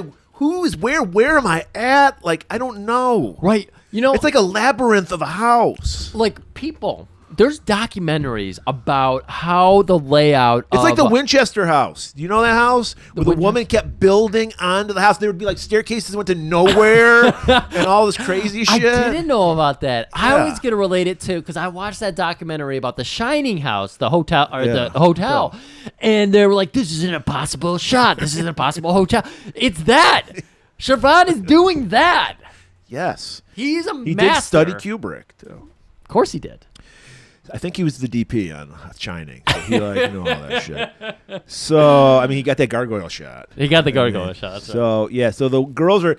There's tons of fucking French doors and sliding. A lot of glass in this house. They're locking every door. Yeah. And like, I love it how they're like, hey, stop. And bang. Like, there's a glass door. They can just kick it in. Kick it in. we even get this Dar in a minute here breaking through the glass he gives a window, and he's just like tee tee tee, and then you see him like burrow through. He breaks like a tiny pane of window, and then he climbs through the window. You see it like Yeah, no, you know it was a totally different fucking house. 100%. It's incredible, but you got the right shot. Robert Zardar looking in your window into your house, breaking out the terrifying, like Right. Maniac Cop. Robert Zadard is coming to deliver mail. Is terrifying. Yeah. Amazon package. Like You're I what don't. the fuck? Maybe Robert Zardar didn't really want to like do that with his face and everything. Like I don't want to be the poster boy with my natural look being like terrifying, because it's like Maniac Cop didn't really feature his face all that much. Like they gave you like a glimpse of it. But you could have had that. He could have had a whole fucking career. He could have been like the biggest thing ever, just based on him looking naturally creepy. And obviously that good call for him if that wasn't what he was comfortable. So the women are captured, and then Looney. They open the door. Looney comes in with Jesse bleeding. Yep. You gotta take care of my brother. And then Janie, she's like, well, I do have some nursing school knowledge. Her knowledge is put pressure on the wound. That's all she tells him to do. Right. Of course. I noticed it didn't go right through his body. So that's dangerous. Let's put pressure on the wound. So Tony makes a call to what I thought was his girlfriend. No, it's his mom. This woman was about at most 2 years older than Zadar. You think so? Yeah. She had that crazy, like, frosted kind of hair where it was Yeah. hard looking. Yeah, a lot of Aquanet going That's on. why I was like, no, that's not his mom. Or that's not his girlfriend. Because older women have, like... Well, no, we saw the type of women that Zadar was sleeping with already. And I was like, that's not Yeah, I that know. woman. That's why I thought the same thing, because he had a trashy woman he was sleeping with, and he's got the trashy woman he's talking to. Is their mom Marie or Maria? I forget. Marie. Marie Rose. And he explains to her like where the hidden money, that 150 G's from that house. He's like, go get the money and then meet me at this motel. And she's like, all right, I can do that, son. We're cutting over to the dojo. Murray, we love a dojo scene because we love tippy tats, we love roundhouses, we love it all. Well, Brandon doesn't give us any of that, but apparently somehow wins. This was like, looked like a Young Bucks match. Oh, Very awkward. This kid's probably never done anything athletic in his life. very choreographed. Nothing about this is like actual fighting, actually, improv. Right. And he wins the match, though. And as he goes out to get a hug from his dad, Morgan, that's cheering him on, a little bully kid comes up to him. A little dirt stash on him. You talk about kids not looking like they belong to their parents, supposedly. Yeah. You got this kid who's got like a total fucking crazy hair, like giant eyebrows, dark features, and then you see his dad cosplaying as Big Daddy Diesel. This guy, another horrible mullet. Yeah. I just noticed if you want to have a mullet that kind of works, you got to have some curls. You got to have some body to it. 'Cause Right. really, like, straight hair, it looks really bad. 100%, because everyone's doing just like the shaved side, long mullet, and when you do have the curls, the volume, like you said, it works. Right. But yeah, this mullet, Which is why Harold Diamond's mullet works, because he's got that fucking rock star mullet hair. he's got the Stevie Ray Vaughan. So the kid's like, hey, I want to fight you. And then the kid's like, Brandon's like, no, I only fight in self-defense. I Right. don't. My father taught me that. And we see, I can't. Morgan telling his son, like, that's right, son, but Big Daddy fucking Goon Diesel. Guy's literally wearing Diesel's ring gear. He's wearing Adidas sweatpants, like the fucking Run DMC Yeah. tracksuit. He's got the Adidas pants with the black pants with the red line going down the. And then the tank top tucked into it, and that was Diesel's look. I mean, he had fringe down the side. That was the only thing that was missing here. He's like, yes, son, this man is a loser. I don't know what his accent was, Murray. That's what I'm trying to emphasize. either. And so he's pushing the little kid around, and that's when, Morgan finally has to step in his lavender outfit. Which, was it torn or does it get torn? Whoa, I must have got. I don't remember getting torn. It has a slit in the stomach. Oh, I didn't notice that. And I couldn't tell if it was a fashionable tear or if he decided, nah. So Morgan's like, hey, man, let's settle this like real men, like gentlemen in the ring. Oh, I can do that. Let's do that. So Morgan takes the lead. He goes to go inside the ring. Nut shot immediately. And then throws him over the ropes. And this is why I asked you, because it looks like in this scene is somehow his overalls get caught on something and tear. Because now his lavender overalls have this giant slit in it. He had overalls on? They were overalls. Oh, I didn't know. The lavender outfit was overalls. Okay, so he's not wearing the gigantic scoop neck tank top. Yeah, at this point, That's no, later? it's overalls. Okay. Yeah, it's not one of the scoop. So many scoop necks. Yeah, you're right to get confused here. You're in the right place. So, like any good heel, you get a fucking eye rake. This guy's Back scratch. Yeah, he's doing it all, but and fucking Couple times he pulls the ref in the way. Morgan, fucking Ricky Steamboat it. He's selling like a motherfucker for this guy. This guy is not the typical Amir Shervan. It's not the typical action hero because he's getting his ass beat. Yeah. I mean, it's through cheating, but he's getting his ass beat. But then he turns the tables and starts doing some sweet tippy taps, some roundhouses. Handles this fucking sweet sex daddy Diesel, or the fuck he's called. Big Daddy Diesel. Oh, that was a injured foot. And then he fucking knocks the guy out. Of course, we got the dad, the actual dojo keeper telling him, knock it the fuck off. What they're called? Dojo keeper. What are they called? Come on. Sensei? I don't Sensei? know. This guy didn't look like a sensei. He had no authority. Dojo keeper. I call him a keeper because they didn't treat him with any How about authority. Master? Well, again, Master insinuates there's some kind of authority here. Yeah. He's saying, "Hey, please stop!" And these titans are just going at it. Yeah. And Morgan finally wins. Another roundhouse takes the guy out. Guy flies out of the ring. All right. What has Jim Brown been up to? He probably was on this set for 2 days. Exactly. And half his shots are just very close up. Where is he? We don't know. It doesn't matter. He's where he needs to be. He's reacting. Exactly. Which is what Shervan wants. That's all he needs. All I want is you to react. I put the camera in your face. You give me a facial expression. React. So it turns out he's wherever Danny Anderson is. He's at the minimum security prison. That's right. Guy he's wearing like fucking tennis outfit because we just let these fucking criminals do whatever. Oh they yeah, want. no, it's tennis or squash. He's got the fucking white Reeboks on with the white socks pulled up, halfway to his knee. And Sunset's like, look, man. Yeah, he look manned him. Tell me where Tony is, or I'm going to send you to the Max. We're going to send you to Max. We already know you're affiliated. We're going to use the RICO Act. That's how they took Trump down. It's like, you ain't going to lie. You won't survive a day. You'll be getting raped every day, boy. And literally, we got Mullet Guy and his compatriot in the Water room. pressure, horrible. You're used to just fucking running every shower when you're Yep. taking your shower. That doesn't happen in the Max. Yeah, you'll be lucky if lubricant is spread around because... You're on lubricant, spits in his hand.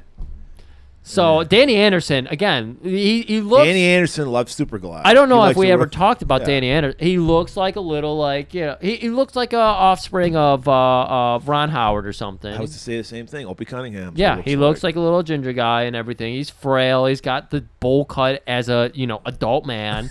So it's like, man, you really aren't going to make it. They probably know what they're talking about. You should listen to them.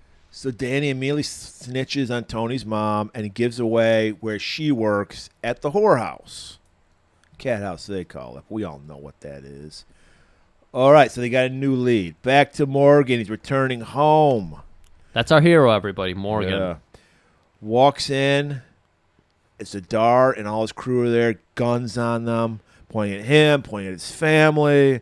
It's a Mexican standoff. Right, but Lynch's got to take it a step too far. He's getting into Morgan's face and everything, and Morgan fights back, headbutts him, knocks him to the ground, and then you even got little, what's his name, Brandon getting into the scrum, and so Lynch is trying to get people back. And Leave my daddy alone. oh, it's a ballroom blitz. It's a foyer blitz. quit it, or I'm gonna shoot your family. And that's enough for Morgan to say, all right, don't hurt my family. That's right. So Tony, realizing his brother Jesse is in dire situation. We're gonna need a doctor here. The bullet's inside. Do you know any doctors? And that's when blonde sexy aunt, Sexy nurse. Yep. She's like, I can only do so much. There's not enough I can do. I've applied all the pressure I can apply. I was in. You notice Jesse for a second. I was like, is he a disciple of Huckism? Because you notice he had his fucking pants Boot. rolled up. Yes. No shoes. No shoes. I was like, is he a huckster? I was waiting to see like some orange in his hair. But like I said, Shervan covers every detail. He did that because he was disguised as a woman. Remember, so he had to pull up his. You're right. His Very pants good call. His pant sleeves is I think what they call. Yeah. Pant sleeves. Sleeveless pants. Sleeveless. That's what they call shorts. Sleeveless pants. And so yeah, he's like, and then fortunately, Morgan does know a doctor. Yeah. I just so happen to know a doctor. He's great. He works out. We can take him there. Out by the fire station down the street. If you do anything, right? He's a disciple Huckism Yeah, too. He's like, They work in the same circles, I believe. Yeah. Like, come on, they're both like in that CD level tier. I'm gonna kill your whole family. So that's enough. Morgan's like, all right, I'll get the doctor. I'll get Dr. Fuji, not to be used as Mr. Fuji, Okay. WWF manager. Right. So we got them heading out for Dr. Fuji, and we're gonna go back over to Lieutenant Sunset, who's being escorted to the pleasure house, the cat house, by some informant. Yeah, I don't know. Was he a cop? What was his? Was he a pimp? Choo-choo. We literally have a character in this movie that is in the movie for probably 30 minutes without a name. Sexy Aunt Blonde. We barely even know Morgan's wife's name. But we know the informant's name is Choo-Choo. Yes. And I love He's got it. a cane. He's Yes, wearing that's right. He's wearing a weird like Michael Jackson outfit. Oh, and Murray, you. This is the first thing Murray texted me about. He's like, "We got to get the audio for this scene." Because Sunset and Choo-Choo walk into the cat house and they're greeted by the ladies as you would be at a cat house. And Amir Shervan knows how to set up a scene. He knows how to write a sexy fucking scene. Right. You know, it's like that song, Save a Horse, Ride a Cowboy. You're like, oh, sexy, cowboys, horses. You want to be fucked like a horse, yeah. mounted. You know, he's thinking of all these things, but he's like relating it to another thing, doing similes and all that. Right. It's like poetry. It's like poetry. This is like if Shakespeare wrote a sex scene, it would sound a lot like this. And we can't do it justice. Yeah. John DeHart was 1,000% inspired by Siobhan's like sex scenes. Yeah. Because we walk in this cat house and all the ladies theme themselves around beverages. Yes. So we can't do it justice, so we're just going to let you hear this. Is that the place, Choo-Choo? That's the chicken ranch I told you about. Wait here for us. Yes, sir. Oh, girls, a man's coming. Okay, send him in. Let's make some money. Hello, sir. Welcome to the pleasure house. Hi. Hi there. Hello. Hello. Hi. Hi, baby. That's baby. Hi, baby. Come on in. Don't be so nervous. Look, I just want to ask Hi. I've got champagne. Everything inside me bubbles. Hi. I have soft drinks. Everything about me is soft. Hi. And I've got the hard stuff. 'Cause I love it hard. Honey, they say I'm backward because I like it in the back. you. Yes, I know. Come with me. I want Look, you to meet Heavenly. look, Come on. Hi. Have something for me. Anything. Well, then I'll have a drink. Mwah. And this is Heavenly. Hi, Heavenly. Hello. Why don't you take him back to the Paradise Room, Heavenly, and show him what heaven is really like? I'll show him all sides of it. Thank you. But please, okay? Now look, I came here to find Maria Rose. Can you help me? I thought that she zipped it up a long time ago. Now I must find her. Will you help me? She's not here today. She left on vacation for a few days. When did she leave? This morning. Hey, do you have an address on her or something? You can't find her. She left town. What kind of car is she driving? I don't know. She drove a gray Cougar, black top. Thank you very much. And thank you very much for your tongue in my ear. I enjoyed it very much. Aren't you gonna wait for the rest? Some other time, baby. What you doing, Griff? What's your drink for the night? Shit, man. Bubbly one got me scared. I was like, what? No, I was going to say. Bubbly? What does that even mean? I was going to say, most of the women in here terrified me. Yeah. Last woman who licks his ear, terrifying. Yes, I know. I feel like the hard liquor girl was the one that was like. She likes it hard. I don't even want to get into. I like it at the back. Backside, yeah. The backside woman. She seemed like she was way out on Lake Havasu. Yeah. She was way out there. So yeah, all the women are just clawing at Jim Brown as you would. Wait, you're gonna ask me, but you're not gonna tell us who you're into? Backside. You're going backside. Oh. After I just said she was on Lake Havasu. Oh yeah. Okay. So he's asking for Maria, and they're like, or Marie, I don't forget her name, Marie. And like she took her 2 weeks because even whorehouse. They got to hear this audio because I had to leave it in there up to the Thanks for licking my ear part. It was so fucking weird. And Thanks Jim for Brown, licking my ear. as weird as it sounds, Jim Brown looks equally as weirded out. And they're like, oh, Marie, she took her 2-week vacation. You know, she went to Disneyland. But where did she go? Disneyland. We just told you. Oh, what car did she go in? And the original woman who like welcomed him in, not talking, but some other. Well, Baby gets pissed off. I know that. That's right, Baby. I forgot all about Baby. Hey, she's named Baby. Oh, hi, Baby. Hi, Baby. That was basically the delivery. That was I can't think of his name right now. Tommy Wiseau level delivery. Yeah.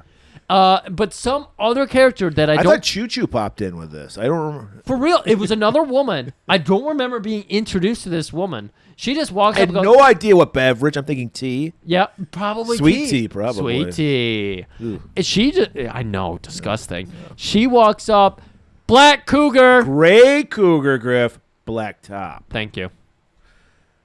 Thanks for that tongue in my ear. And then that's the end of the scene. So fucking weird.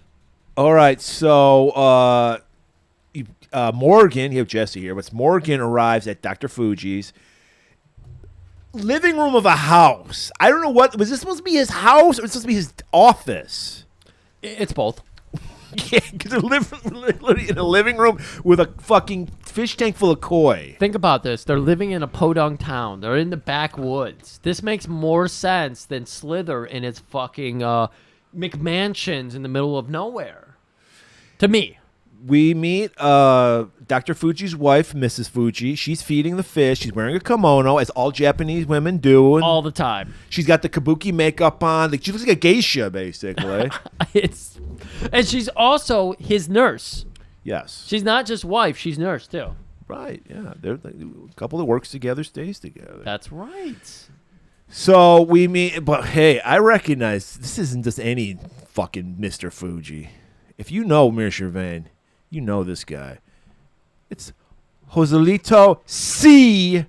Raskober, I think was his name. Mm-hmm. But we, of course, know him as the gay waiter from Samurai Cop. Who is the producer on this movie? Yeah.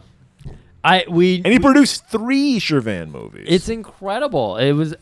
When I was watching some of the clips of this movie, I was like, that guy looks familiar. And then Murray immediately popped up. Hey, the fucking maitre d' is in this movie too. I was like, holy shit. Because he has a mustache in this one, so it throws you off for a minute. And he's a doctor. Yes. And he's Asian. Yes. Well, he could be Filipino. I don't know. Yeah, it's true. It's true. So, yeah, this would not fly in 2023. I would be like, fuck this movie, ban it. because you have a Hispanic man playing a Japanese man. I'd say fuck if you have a Filipino playing a Japanese man. Japanese person should play Japanese. Japanese actors are the no. So he agrees to come to the horse ranch to check out on this. What story did Morgan give him? Like I've got a escaped convict in my house. I know they do not give us a story. All we know is that okay, we're gonna set this up and we're gonna be leading into the next scene, Murray. Here's how it's gonna go. Because all we know is that they know, Dr. Fuji and his wife know there is a man who needs a medical attention. Not immediate. They don't even sell it as immediate. They just tell him, we have somebody at our house who needs some attention. We can't get him into a car to bring him to you. Which, by the way, Morgan is driving an Aerostar van. There's a lot of vans in this. A lot of vans for Shervan. So he could have easily put a man in this van, but they decided not to. Can't move him. But what we need to realize is that as they're leaving, apparently Morgan's going too fast. Well, also, glad you pointed out this convoluted story because Mrs. Fuji doesn't buy it either. I know. We're going to get to that. Yeah. We're going to get to I'm that. just saying, she's kind of like, she doesn't want him to go. Yeah. And okay. And he's like, no, my Hippocratic oath, I have to. Don't worry. And I don't need a nurse because there is a nurse already at the house. That's what Morgan told me, is that there's a nurse there. So I don't need you. You just stay here and worry about the koi. And so they take off. And you see Fuji, he's worried because Morgan is driving that Aerostar 65 miles an hour, which Aerostars only go 65 miles an hour. So basically it's maxing out on any car possible. Right. And he's telling him, sir, I think you should slow down. I would like to get home to my wife at some point. Is there something really wrong? You're going to get the police after you. And sure enough, we cut down to the police. Speed trap. Murray, do you remember what Mullet had to say here? I do not. Mullet. Shoot. No, that would have been amazing. And if they did a cut to Frank Washington somehow, I'd be like, where are we in the space-time continuum? Mullet is trying to wave them to stop because they are in the red Aerostar, and that's what they're looking for. They're not stopping. And so he's like, it's just like, and by the way, this is done in post, obviously, the audio here. It's just like the Japanese woman told us. They're coming in a red Aerostar. Yeah. So Morgan's story at their house was so suspicious that his wife immediately called the police. The police immediately left and showed up 5 miles ahead of them on this road. So she is the real fucking sleuth of this family because she figured this out very quickly. But Morgan alludes to the police. He just turns off to a side road. They pass him. That's right. So he's well, they weren't even in their cars, so it was easy to just go right by them. Well, there's a couple of cars chasing him though. Oh, was there? Yeah, It was a very you just blocked it out because it was such a boring car chase scene. And so Morgan gets away and goes back to the horse ranch, where he escorts Fuji up to upstairs to where Jesse is. And he starts working. Yeah. Here's some antibiotics. So now the riverbank captain that was talking, Mumblemouth, that was talking to Lieutenant Sunset, informs him. This is a different captain altogether. I hate to inform you. Okay. They just go to a whole. This isn't Charlie. Couldn't get that guy for the day, so they just got a new guy. Exactly. Because they're like in the same room. Right. And he calls up Sunset and he informs him his convicts are somewhere in the county. They know that much. Right. They figured that out. Yeah, no shit, because they where the fucking prison vans left. They didn't get that far. They didn't get out of the county. They're holed up. They know they got a guy shot, so it's like, okay. Shervan's trying to tell us the story's whittling down to this one county, so, put all your forces there. Hazard County. So, cut back to Fuji working on Jesse with Jeannie. They're putting all the pressure they can on that wound. Compliments the hell out of her. You're doing such a good job putting pressure on that wound. They get the bullet out. They pushed it so much pressure it popped out of his abdomen. Just popped right out. Like a pimple. Right. And he's just like, oh, I feel pretty good now. My tum-tum doesn't hurt. And they just wrap a towel around him. They wrapped a towel around him. And he's fine. A little achy, but he'll survive. So, hey, good job. So Tony's like, they're like, everyone's like, good. These guys will get the fuck out of our house now. Right. Fuji thinks that he's done. His job here is done. The guy's fine. Everybody thinks their job's done. Right. Like fucking Morgan's like, all right, you can leave my house now. Not so fast. We're staying here until tomorrow when the money arrives. So Morgan's like, look, just get the fuck out of my house. Goes to his cabinet, pulls out his... If you're worried about money, I got money for you. Pulls out the Crown Royal bag. 3,500 G's. Yeah. And fucking Tony scoffs at it, but he still takes it. He's That's like, right. he is a thief at heart. But Morgan, he's getting a little upset here because these guys, even after he gave him his 3,500 Crown Royal money, they're still like, okay. So he goes after and knocks out Tony. He karate chops him in the throat. That's right. And then there's such a small window with that chin. That was a pretty good shot. That You was could break your hand on that jaw. Exactly. So he was very precise with that chop. So Lynch jumps in, takes down Morgan, and they're like, let's kill this motherfucker. They, no, yeah. no, he's going to die slow and painful. I don't have to explain who was saying that. That was clearly Tony. Right. Now we're cutting back over to Sunset, having a dinner, and oh my God. How did Jim Brown must have been really needed some money. Yeah. How do you allow to be a part of this scene? Look, we let a lot. We're like, hey, this is just the times, whatever. These people, whatever. But this scene in particular is very strange. Jim with his daughter, wife, niece. We don't know. I don't know. Because the ages don't make sense. Yes. Gets a call. She's furious at their watermelon dinner. They're literally just eating watermelon with a knife and fork. They have a serving bowl with not cut up. I'm waiting for a fucking robot to come in and challenge them to a fucking ninja fight. It's so Ninja Terminator? Ninja Terminator. It was so Ninja Terminator, but at least that man was knife and forking like a quarter of the rind or whatever. They have chunks of watermelon they're picking out and just knife and forking. Yeah, it's like a Thanksgiving dinner, but the watermelon instead of a turkey. Yeah, I was gonna say like various cuts of roast beef or something, or a beef tenderloin. Give me some light watermelon instead of the dark meat of the watermelon. It's so weird, and we don't even get an overhead shot of the bowl of watermelon. Yeah, I'm sorry. People talk about fucking PC shit. Even in '89, this would be offensive to have your black characters eating watermelon. Yes, it should 100% be eating watermelon for a fucking meal. Yeah, like not even as part of a meal. They're just eating watermelon. There's nothing. They have a full table, and Amir Shervan set up the camera on the one end of the table, so you're looking down the full table. Nothing, no other human soul. They're at the very back of the table with one bowl of watermelon. And that call comes in. It's your work. He takes the call. He being Sunset. Right. What? They're in the county? Well, no, he gets a call. They talk about how Fuji didn't return home. His wife had called. Thank you. And he's like, wow, it's 10 p.m. There's no way you would still be out after dark. There's something suspicious going on. He has to be there treating that wounded victim because we knew he needed medical attention. And he slams the table and says, damn it. And then spits a fucking watermelon seed out.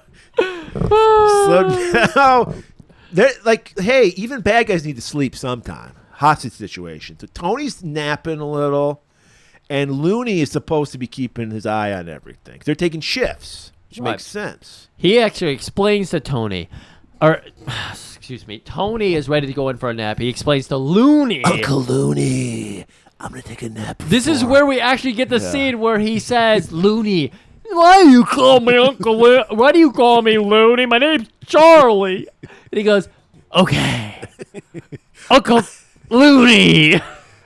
I'm going to take a 4-hour nap. No more, no less.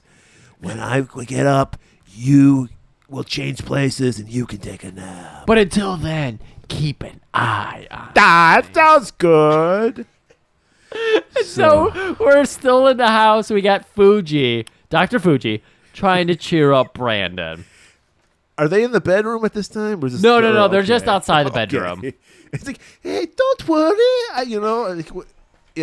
This is gonna be such fun. a good Fuji job because his attitude, he really is hitting those peaks. Don't you worry. All of a sudden, he's like Swedish or something. Don't you worry. Well, he's not a great actor, and he plays Filipino, Japanese, Mexican, He's like, Indian. Is he his main native? Just relax like your mommy. She's taking a bath right now. And don't worry about your father. I gave him, and this is a line I missed in the notes. I gave your father an injection. He'll be feeling better, but he's not going to be able to do much. What kind of injection? The hot beef kind? Why would you say that? Well, just saying. Yeah, he like sedates fucking. Why?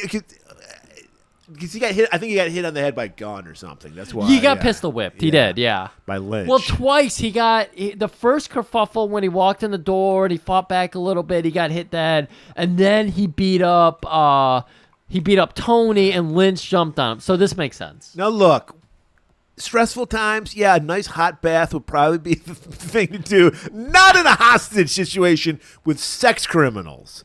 But no, Mom decides I'm going to take a bath. And this is great because Fuji While my husband is sedated, he's out of it. He's on Lake Havasu. He's out. She's thinking we're in the comfort of our own bedroom. We've got the door They locked. will respect They will knock before they raid. And so somehow Fuji knows about everything going on in the bedroom because I guess he was in there and whatever. But Give him the she's injection.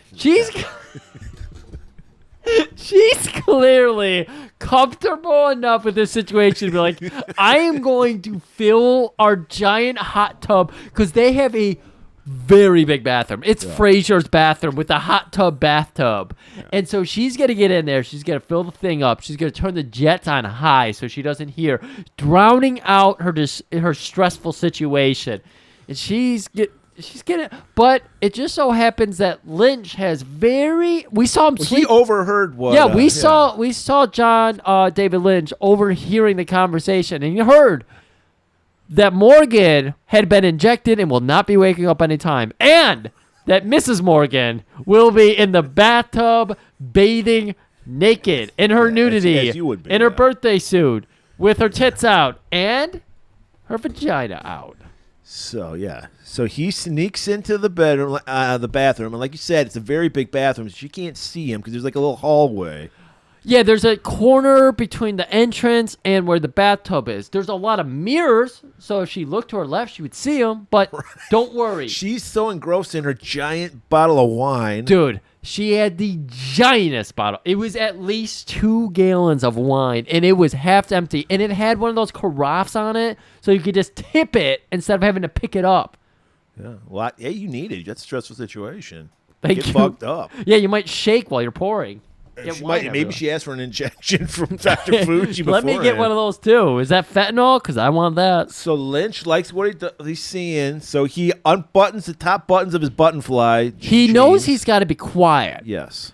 And so instead of taking there's a rag, a towel. Yeah, what was that? Why did he do that? I don't get this at all. That's why we have to bring it up. Yeah. Guys, I'm sorry. This movie has so many details. There's a hand towel with like a little thing holding it on the yes, wall. it's the little ring that hangs off a metal, apparatus on the wall. Instead of just pulling the towel off, he rips the metal ring out of the center of the apparatus mounted to the wall, sets it on the ground, oh so gently. Takes his boots off, which just slip right off him, like he's lubed up his ankles and everything. Maybe he's just too sweaty, and sets the boots on ever so gently. Takes his 100% cotton cold wash. Yeah, you don't want to get that wet. And then he doesn't have a fly on his jeans. He's just got buttons. He's got the button fly, yeah. Yeah. And so he unbuttons it, and then he's holding the gun like he's about to turn the corner on, some kind of enemy he's got to get the better shot on. And we see him start to sneak up. Yeah, we have a downward shot of her in the bathtub. We can see her tits, and then we see this guy behind her. These feet, by the way, she's got the tub water running. Right. So we know they like it gargoyle style, but the placement, like it seemed like he would slip very easily because he gets on the edge of the tub 100% behind her and then covers her mouth. Yeah. and then uncovers her mouth. And I was like, wait, what? Because she's still screaming out. But guys, it's the R scene. It's the sexual assault scene. It's the bad scene. It's the scene that could have been just like alluded to, but it's here because it was. Well, he's still wearing pants though. So he is a little tasteful. John is absolutely wearing pants, but they do. Yeah, he had the 2 buttons. We won't go into that many details. So all right, so we know, like the one thing I'll give Amir Shervan, the woman is actually traumatized by it. Yeah. In most movies, but it was. Well, when we get to it, it's still ridiculous. Yeah, I'll explain why. In most movies that we see, it's like, oh yeah, no big deal. I could go about being a teenager again because that's all behind me now. So Lynch gets done doing this deed, and he comes to check on Looney. Oh no, he's sleeping in a chair, and Looney comes to check on him. Look, your gun is just sitting in your lap. It's wet. Why is this gun wet? Why is this gun wet? As he's just like walking around, drying his gun off, walks into the hallway where apparently he falls asleep. Looney, that is. Yeah, he just sits on the ground in the hallway, falls asleep. It's so now what's about Brandon, Jeannie, Janie, Dr. Fuji doing? Well, they're sharing their own twin bed. Oh my! No, Murray. Yeah. I'm sorry. This is not a twin bed. This bed takes up the full fucking room. It looked like just a mattress on the floor. It was on the floor. They didn't have it. And then if you notice, Joe Rogan, this is why he's obsessed with kids with kitty litter boxes. We noticed that Brandon actually has cardboard cutout and a litter box in his room. So I think this is Brandon's room. And he wants to be a cat man or cat lady. I don't know. Okay. But there is a litter box in this room. And so they're all sleeping in there. Fuji's having a bad dream, and he's trying to make the best of a bad situation. Trying to get some shut-eye. Winks. So it's sexy Auntie Jeannie. Sexy Auntie Jeannie, Fuji. Janie doesn't have a gun. And Brandon. Yeah. All on this one giant mattress just sitting on the floor with all the plastic. Yeah. And Brandon decides he's got to do something. He's the man of the house when Dad's fucked up. Whenever Dad's, drunk or high or whatever, he's the man of the house. That's right. That's his role. He's like, I got to do something. Music for the scene, by the way, incredible.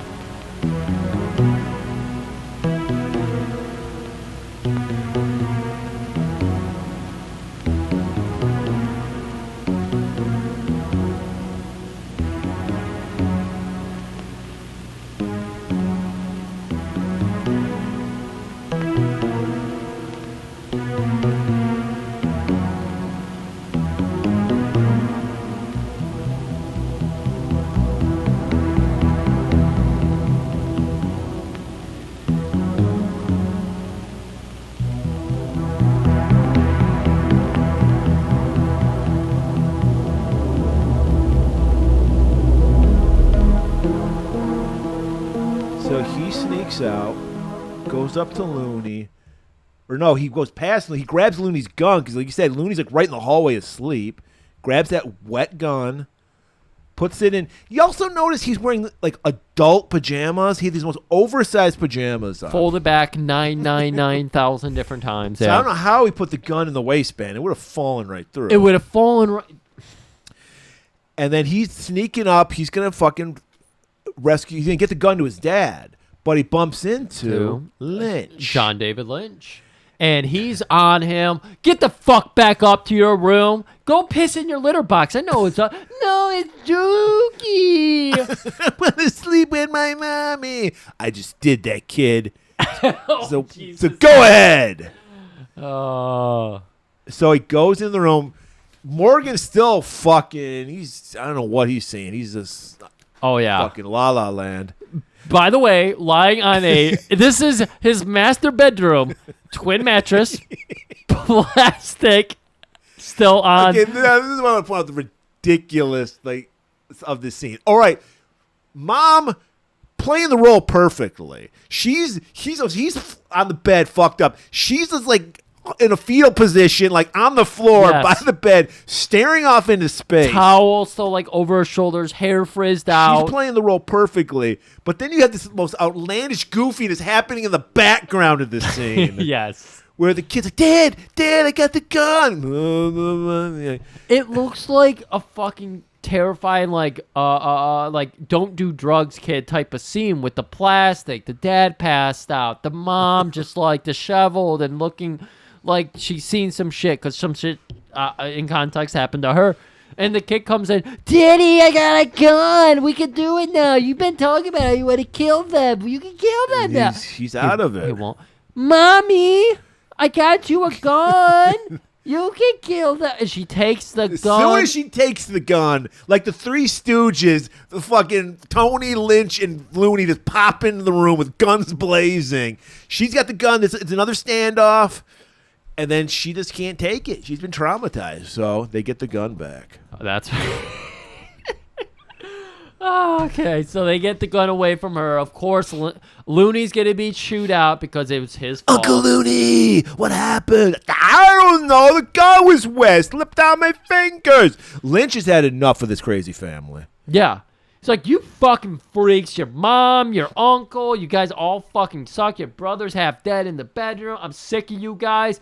Get me the money so I can get the fuck away from you people.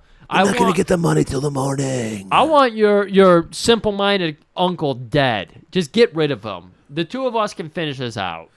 So Lynch, he's got to make up his own plan. He's tired of following their plans. He calls up his cousin Angelo. Which, by the way, did you notice how this scene worked out? Calls him up, the first guy who answers. He goes, Hey, Angelo, what's going on, man? I need some help. Yeah, could you get him? Okay. Hey, Angelo. All Italians are calling Angelo. So, apparently, both of his cousins. And you know what would have been better if it was Angelo was fucking abusive eating a meatball sandwich? Oh. What? Is that my cousin? Oh. Give me the phone there. Dude. He's like wiping marinara on his shirt and shit. Oh, my God. If that I'd be like, yes, the universe. And also, but like I said, Shervan covers all bases. How's my little cousin doing? So now we know there's a family relation. That's right. They're at the fucking restaurant / strip club. That's right. Wasn't there? Did I remember wrong? Because I did see a strip scene in Gypsy too. Was there stripping happening? There is stripping happening in the background. And by the way, I don't know how you didn't notice this. You brought up Angelo, the Angelo from Point Break. But they were doing a certain interesting thing. You were talking recently about naval shots, and they were doing something. God, what do they call this? I forget what they call this one. But they actually roll a meatball down the small of a lady's back or man's back. It can be anybody. It's non-gendered. And through the cracks, down the valley, into the mouth. And that's kind of a thing. Yeah, meatballing. Meatball. Is that what they call it? The avalanche meatballing or something? Yeah. I forget, but meatballing. Yeah. So, yeah, you got other Angelo just meatballing it. Right. And so Lynch is like, I need you guys here tomorrow in the morning. We can do that, cuz. Next morning, Lieutenant Sunset, he's at the... How did he find out about the motel? Okay, they traced the car? Anderson. They traced the car, the Gray Cougar? Yes, they figured out where the Gray Cougar was. You got a blonde Cougar driving a Gray Cougar. That's right. With a black top. Yeah, that's right. So she's at the Motel Holiday Inn waiting to meet up with whoever. Morgan. Well, no, she's thinking that she's meeting up with one of Tony. Yeah, Tony or her family or even Lynch. And so obviously Sunset's staking out the place. He's got 4 people with him. He's got Mullet with him. But we're going back to the house. Morgan. This scene made no sense because Sunset is there. And then you notice the next time you see him, he's back at the police station? Like, what? Why did he go, all right, guys, I'm going to take off now? Apparently, he was just there to put people in position, and he wasn't going to be part of this stakeout because he's above them. He's a lieutenant. Okay. So he was like, I'm not going to stick around. So I guess I can write him off, but again, it's because Jim Brown didn't want to be a part of this movie. Right. So that's why he's not there. At the house, Morgan is handed a briefcase with a chain with a key on it, which is going to be the clue to tell you that you're working with Tony. That's right. And a secret phrase, I'll see you in paradise. You got to have that phrase. So Fuji, he's coming out. He's begging Tony for permission to call his wife because he is in a very official, position. He's married. That's a status that needs to be... He's in a loving relationship with a woman that cares about him. She's probably too busy cooking breakfast for last night's lover. No! You do not say that! You can't besmirch my wedding vows. And then he slaps that jaw. And this is where you've heard me tell Griff this a million times. This is where it comes from. Sidar goes, "You son of a bitch." And then he fucking pulls a gun on, apologize. Puts a gun on Fuge. But what does Fuge say? I would not Apologize. Yes. Well, he's getting slapped around too, so the pause was in there for the slaps. Of course. And then you hear the guns pointed, and then you see fucking Lynch Tony looking down the barrel of the gun. Boom! Gunshot goes off. We're like, oh my God, they killed the Fuge. Clearly. No. He respected Fuji for fighting back, so he just wanted to scare him by shooting over his head. You know, we've been talking about Amir and his fucking close-ups on facial reactions. We get 3 here, because we get John David Lynch's, where he's just laughing. He's like, this fucking crazy motherfucker. And then, of course, we get Fuji's like, I'm so glad to be alive. And then, of course, we get Tony's like, you fucking worm. All right, Morgan arrives at the motel. He's signing in to get a room. Yep. I don't know why. I don't want why didn't he go straight to the fucking room that he's supposed to meet Maria? So, Murray, we haven't really talked a lot about it, but I believe this is where we have Morgan in one of his classic outfits. He's got these weird, oversized pants on. They look He's like wearing dress pants with They were knee patches. They had weird they were dress pants with knee patches? Yes. Okay, I I couldn't don't know. I figure that couldn't out. tell. They might have been leather knee patches. I couldn't really tell. I thought they were some kind of weird industrial pants. No, they look like really baggy, like hammer, like dress pants. Okay. And then he's got your favorite, the scoop muscles. Fucking Gold's Gym fucking shirt. Black, tucked in. Yeah. And then he's got like a snake skin. Did he? I'm pretty sure. Isn't that the fringe jacket? I don't remember this. I don't know. I'm fringe. confused, guys, because I watched another No. This was movie. not. I don't believe this was fringe, but it was like a snake pattern. Yeah, I don't think it was snake skin, but it was snake patterned. And he's got the sleeves, of course, rolled up because it was like a jacket. Jacket tucked into the pants. A little bit. He still wanted to make sure his midriff got shown off. Yeah. I mean, the midriff was still covered, but whatever. Yeah, it was crazy. So he's showing up at the motel now. Signs in. I don't know why he just didn't go straight to room 204, but he signs in to get room 203. 804 and 803. Oh, okay. Well, he's trying to, loot because he notices as he's signing in, somebody's watching him. Right. And we literally see this guy we saw working with Sunset waiting outside the window. And apparently the police tipped off the motel manager. Yeah, because they pretend that this cop is a bellhop. Exactly. And, he'll help you to your room. And, but Morgan his ninja senses. His fringe senses are going off. Fringe senses? Yeah. So he knows something's up. Maybe these guys work for Tony. I don't know. I don't want to get this guy behind me. So they go to the room. They're having issues with unlocking the door. That's right. Jim, the officer, he's like, I just can't figure it out. Hey, give me the key. I'm really good working with my fingers, friend. I'm really good opening a door.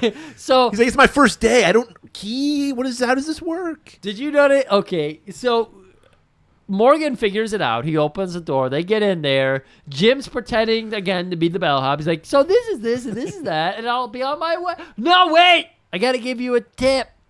Did you notice the artwork? I did, but I don't remember. I mean, everything about these movies is crazy. I took like 4 or 5 screenshots of artwork that was in this movie, and I'll send it to you. But particularly, I didn't notice this until my second watching this afternoon. Skeleton on a motorcycle. Yes! Yes! I do remember that. And then, like, an old lady in a car with sunglasses on. So classy. It's so weird. Guys, seriously. That was Dr. Carl Dalton's room because he had the shirt from McBain with the fucking skeletons. I'm sorry, everybody. I know not everybody wants to be on Twitter X right now, but Murray will be posting some of these pictures. So I don't want to be on Twitter X right now, No. but we're stuck because I'm not starting over again, people. Yeah. Well, especially not until like a new foundation is figured out. Like, why would you want to start over when everything is just gonna be gone? Threads dead already. Yes. So it's like Nowhere maybe to when go. something, and I'll chip in too. But it's just like we got to figure out our next foundation. Right. And right now it's The hope is Whatever. that Zuckerberg kills Musk in that Coliseum fight.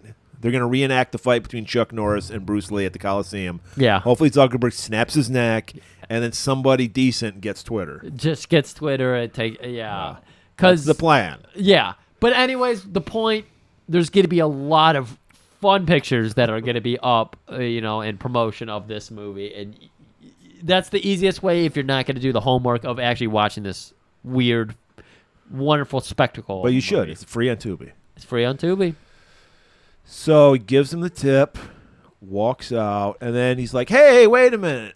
I need help. Just one more thing. There's another lock.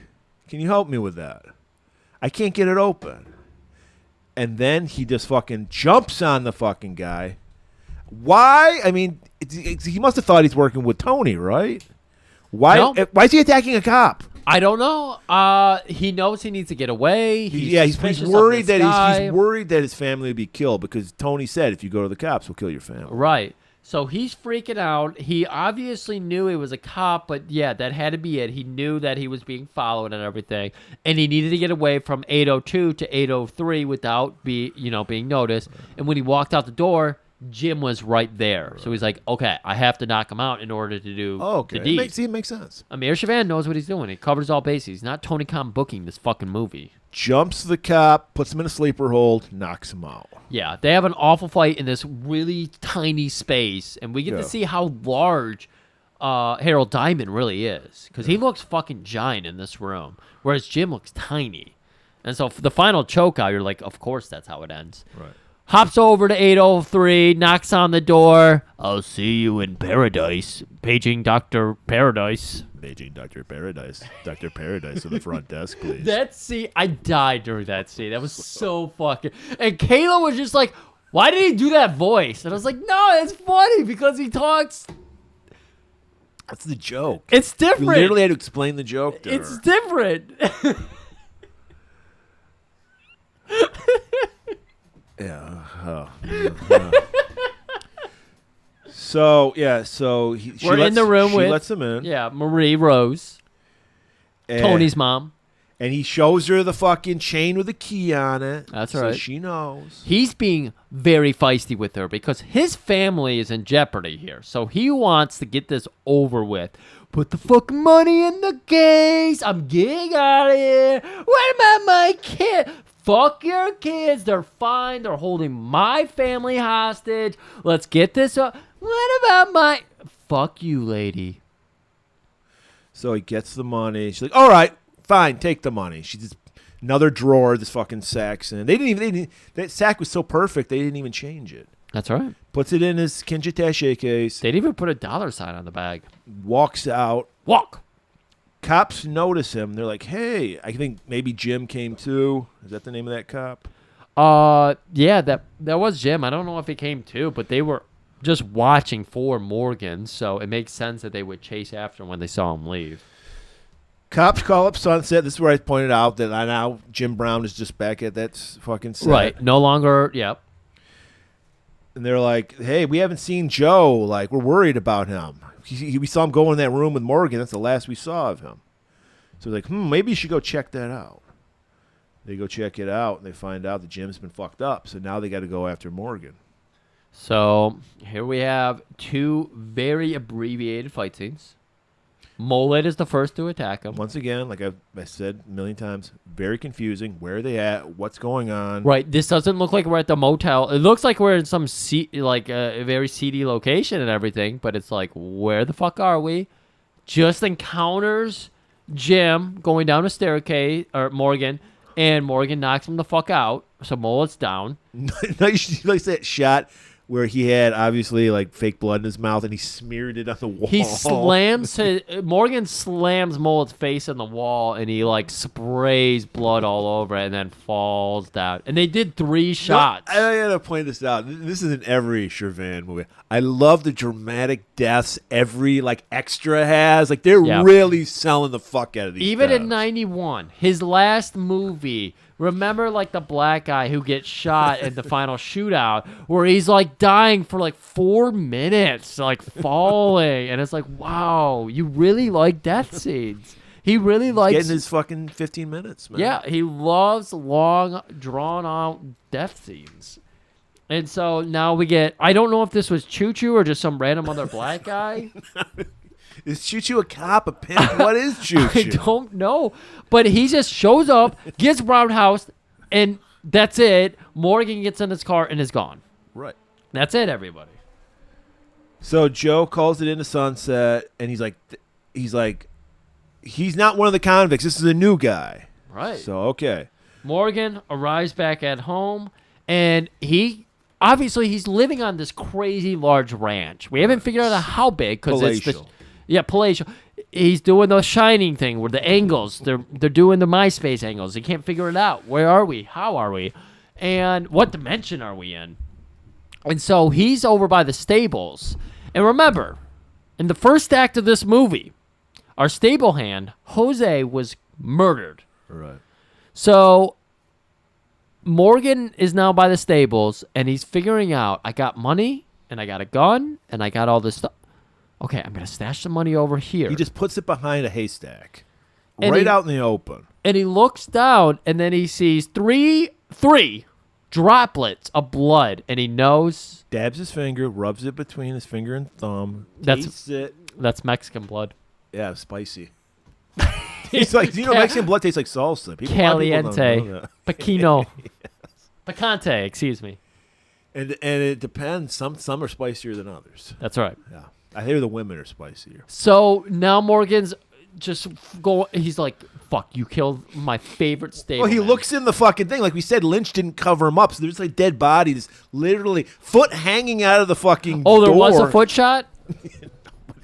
I was going to say, there was just, I remember he sees a body. No, he does see the body. Oh, he does? Okay. That's why I was like, as I pointed out earlier, Lynch didn't even cover him up. He's just literally a body just laying by that door. Okay. All I saw was the droplets of blood, and I thought Morgan saw that. It was like, he killed my friend Fernando. Anyways. So he goes over. So, he's got the money hidden. He's got to get that. He can't walk in with that gun because they're going to search him. So he just, like you said, skeet ball champion, 6th grade skeet ball champion, he hurls it up on the roof of the second story of their house. Right outside where his bedroom is. Yeah, there's like a balcony there. Yeah. So. And there is a vent there. Yeah. And so the gun, instead of rolling down the roof like, you're thinking in your brain, it gets caught on the vent. Shervan covers everything. Everything. So now his plan is in motion. He goes back into the house. And they're like, where's the money? It's like, there was no money. There's no woman. There's nothing. Pretty much the Big Lebowski plotline. Coen brothers, you're on notice. Lynch is fucking pissed off. He's like, I knew that crazy bitch. He said stepmom, so it makes a little more sense. She fucking probably stole all the money. You motherfuckers. I want my fucking money. Fucking Morgan goes up to they're so into this argument they don't even notice. Like Morgan just takes off. Morgan literally walks off. They're all fighting. There's dissent in the ranks. We're seeing new artwork over the fireplace here. Everything here looks There's a fucking wall display case of stuffed animals. What the fuck house is this? Incredible. So he goes up, he finds Brandon. Hey, Brandon, I'm always taking you off the roof. You're comfortable on roofs. You know how you've been asking me to murder these motherfuckers the whole movie, right? Yeah, Dad, yeah. Well, it's finally the time, son. I'm going to throw you up on the roof. And he literally pats this kid on the butt and then takes him over They go out to the balcony. And this is a tense fucking scene. He makes the kid take his shoes off for some reason. I guess he doesn't want to get his hands dirty. I don't know. Maybe he's into feet. I don't know. But... More traction. Shervan fucking draws the non-tension of the scene out for it felt like 20 minutes. Brandon just clawing at that fucking gun. Can't reach it. Downstairs, we have the guys, Tony, of course, realizing, wait, where are our hostages? They're all upstairs by themselves doing whatever the fuck they want. We better go check on Looney! Better yet, why don't you go check on them? So Looney starts going upstairs. I'm going up the stairs, boss. Janie is keeping watch. She's running interference. Right. And she, by the way, right now, she's wearing a great outfit. She's just got the little jean shorts on and then like a little halter top button up. So it's like half unbuttoned. So it's like there's a lot of scoop necks going on. A lot of scoop necks happening here. Shervan apparently loves necks and the top part of someone's chest. Yes. Because there's a lot. Because you notice Harold, he has some packed jelly going on that chest. Harold definitely does. I wish Joe Coleman was here. I'd like to see what he felt about the tan, though. We might just have to do a segment where I send some pictures and have Joe rate them, and then he sends them back. You know, doing that. Right now, we're gonna have Joe's response to how good Harold's tan was. You know what? Let's do that for next time. You send me over something you feel is Joe Coleman worthy, and I'll send it over to him. We'll get some comments from him, and that way we get a little more Joe Coleman in our life because we haven't had enough of it. So interference on Looney. She throws some fog his way. Wow, I've been waiting for. I just love guys that have brain damage. So, you got like that weird stutter in your voice, and I want that on my pussy. Well, don't you give me a kiss first? And she gives him mwah on the fucking. She kisses her hand. fingers, and doesn't even put it on his lips. She puts it on his cheek. So that would piss me off. So I'm on Looney's side. Hey, I'm not some kind of jerk. Why you think I'm a simp? Pushes her over, starts brandishing the gun. You get Fuji running in. They're all trying to wrestle with Looney to get his shotgun.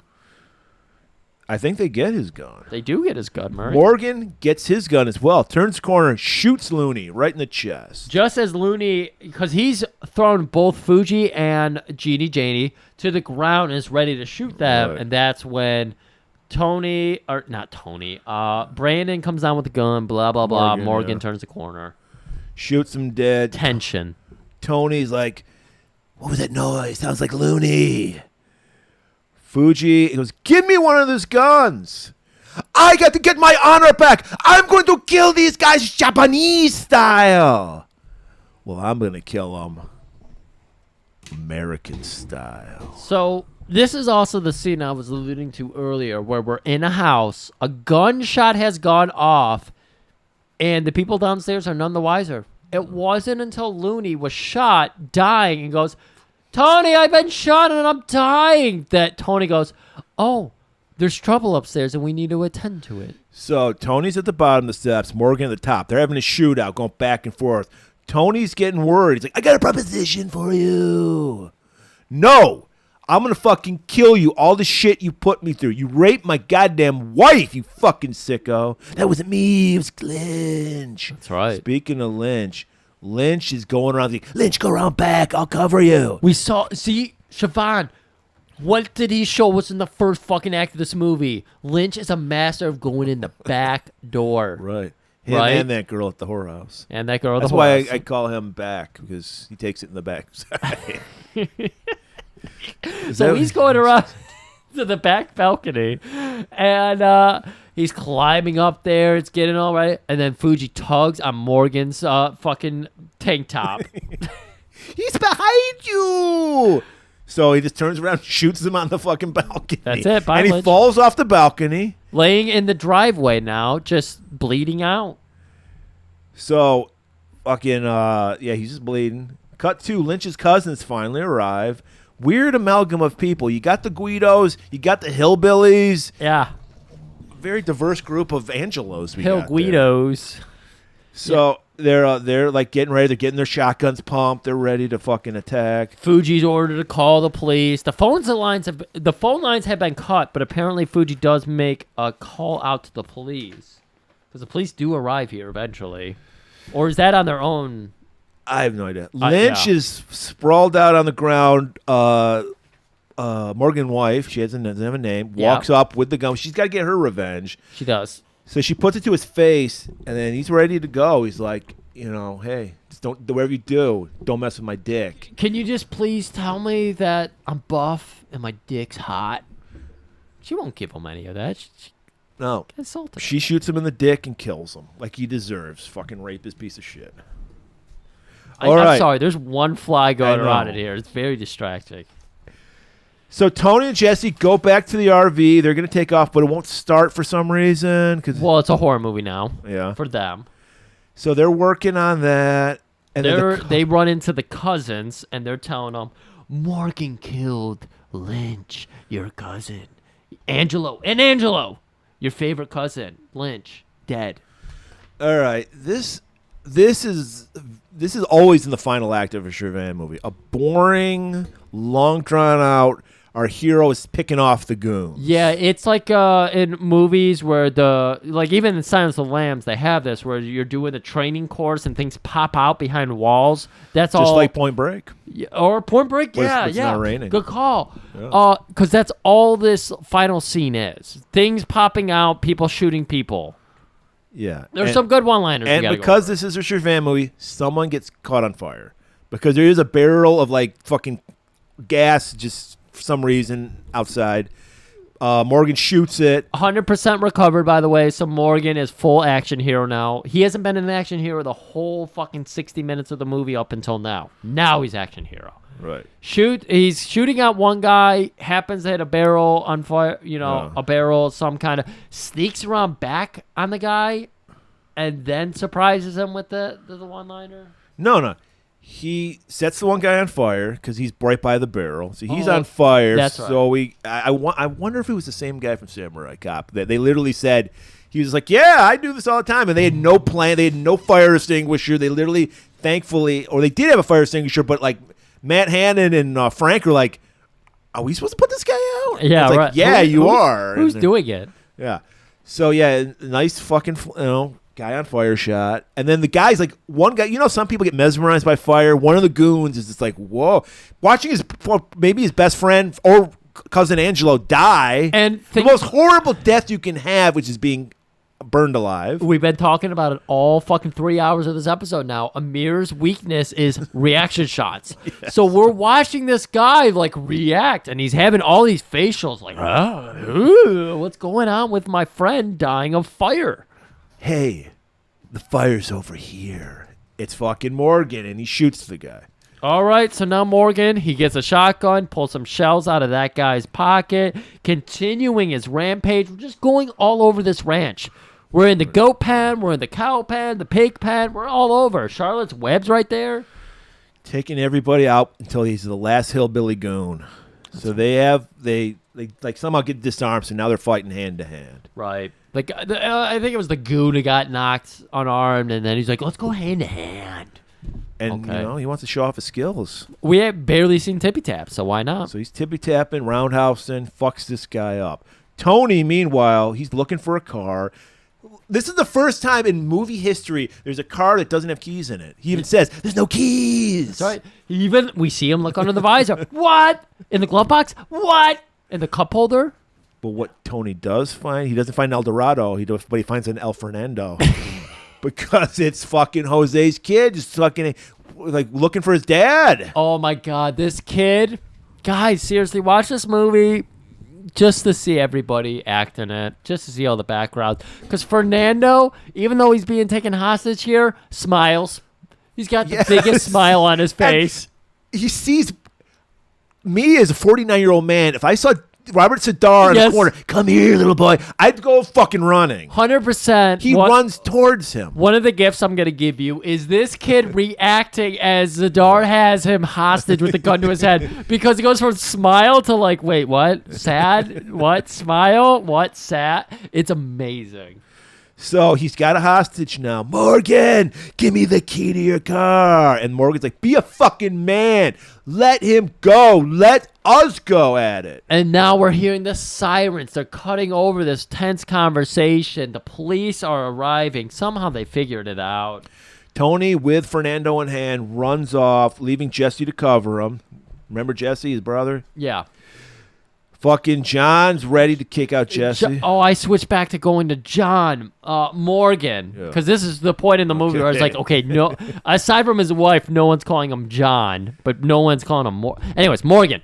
Morgan's going after Jesse, and this is the saddest fight as usual. It's just nothing. He just says, "I'm behind you," and shoots Jesse. Morgan gets behind Jesse and says, "I'm behind you," and kills him. Sunset arrives. He sees that rock star hair. He's like, that man must be a criminal. Oh, no. He is the hero. Thank you, Fuji. Morgan. He tells him no, that Morgan is the good guy. So they're like, hey. Morgan's like, grab some popcorn. I'm going to watch this shit. Well, he does call out, hey, Tony, give yourself up. Let that hostage go. All right, I'm going to go now. My hands are tied. And this is the end of Sunset. He just stays back in the background. Well, because he understands this shit's personal between Morgan and Tony. It's about honor. It's about face. Oh, you're right. Samurai cop. Right. So he's like, let's finish this like men. No guns. And I don't want anybody's help. And then fucking Tony's like, fuck it. Let's do this. Why not? Why not? So fucking there's a flurry of tippy taps, roundhouses. We get some manhandling from Tony. Full Nelson, he puts him in. Yeah, this makes sense for a fight. You got fucking guy that's a foot taller than you, probably 100 pounds more. He's just going to try to do this kind of shit. Just close in, grab you. But it's not enough for the fucking karate master. 17-2, 17 knockouts. 17 knockouts. Morgan fucking beats the shit out of fucking Tony, knocks him on the ground, but like a true hero, he's not going to kill him. He just walks away. Right. Who's Doris? Because I have no Doris. I have no fucking idea. I didn't know either. I just left it there because I was like, I don't know who that is. I don't know who Doris is either, but she's calling out to Morgan, hey, you know what? This is his wife's name. This is when they finally mentioned the wife's name. It's Doris. Oh, my God. Morgan, he's had enough. And, of course, we see this, and we've said it a million times. This is why we know our hero's a hero, because he walks away. Right.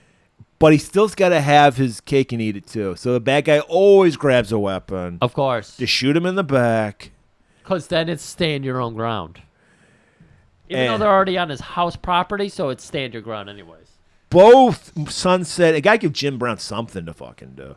So both Sunset and Morgan shoot Tony dead. Morgan thanks Sunset for everything he did, which was standing there. Yeah, hands exactly. Tied. What the fuck did he do? He beat up one of his cops. He didn't work with Sunset at all in this movie. Hey, thank you for your work. Yeah, you think he would have some splaining to do himself. I think he would spit in his how face. How many cops like, he beat the fuck out of. Really? What the fuck? So either one of them should spit in each Then other. we hear some ooh crying. And we see a Mexican woman holding a baby with little Fernando smiling, grinning ear to ear. Maybe he got hit some Joker gas. I don't know. He might have got hit by Joker gas. But he's loving every minute of it. And they're like, oh, my God, what's this woman going to do? She doesn't have a man to take care of her. She has these children. And first Morgan's like, get a job, bitch. But then he's like, wait, I did like Jose. He did a good job on the lawn. Right. He did nice topiary. He made that fucking hedge into a peacock. It was pretty cool. Your little hands are too frail. And by the way, none of this money's mine anyway that I hid. And I'm a billionaire, 35,000 heir already, just doing whatever I do. I'll just give these peons my money. Yeah. And that's what he does. He gives that Crown Royal sack of money. Your dad has been storing this money on my property for the longest time, so it's yours. No, you're pretty useless for what I need, so get the fuck off my property. Just go figure it out for yourself. And then he goes, Sunset, I think they might be illegals. And then cut to credits. Ice shows up, and we're in the credits. Guys, Amir Shervan. Yeah, check him out. We might have one movie that we do of his. It sounds like we're not going to do Young Rebels, so. We'll have to eventually, but it might be a while. Yeah, okay. It'll be a quick one. I think we have to do all this. Sounds like a boring movie. The Shervan cinematic universe has to be explored There's further. 5. We've done 3. 2 left, everybody. All right, so continuing. This was not planned, people. This has happened organically, like most things on Golan-Globus Theater. We got another Golan-Globus favorite. Polar opposite of what we saw from Sadar. because this guy loves nothing more than screaming as loud as he can. You might recognize this. Shit! Ah, Dakota! Yeah, people. It's a far better quality. Reb Brown is making his return to the theater in a little movie called, I mean, here's the thing. Predator, it was okay. I thought the guys in the movie were a little scrawny for my taste. I was like, this movie needs a Reb Brown. And he agreed. Somebody in Italy agreed because they did their own version of Predator, a little movie called Robo War. I'm not even sure if this is even an alien. It's a robot or something. I don't know. I don't remember. I've seen this movie. It is very forgettable. Yeah. And I can't wait to dissect it. But yay, we need after a 3-hour plus episode, we need a little less for you guys. Yeah, we need a 60-minute one. So check that out next week. And you know what? I think I'm gonna have Lynch finish this episode. Keep it warm, baby.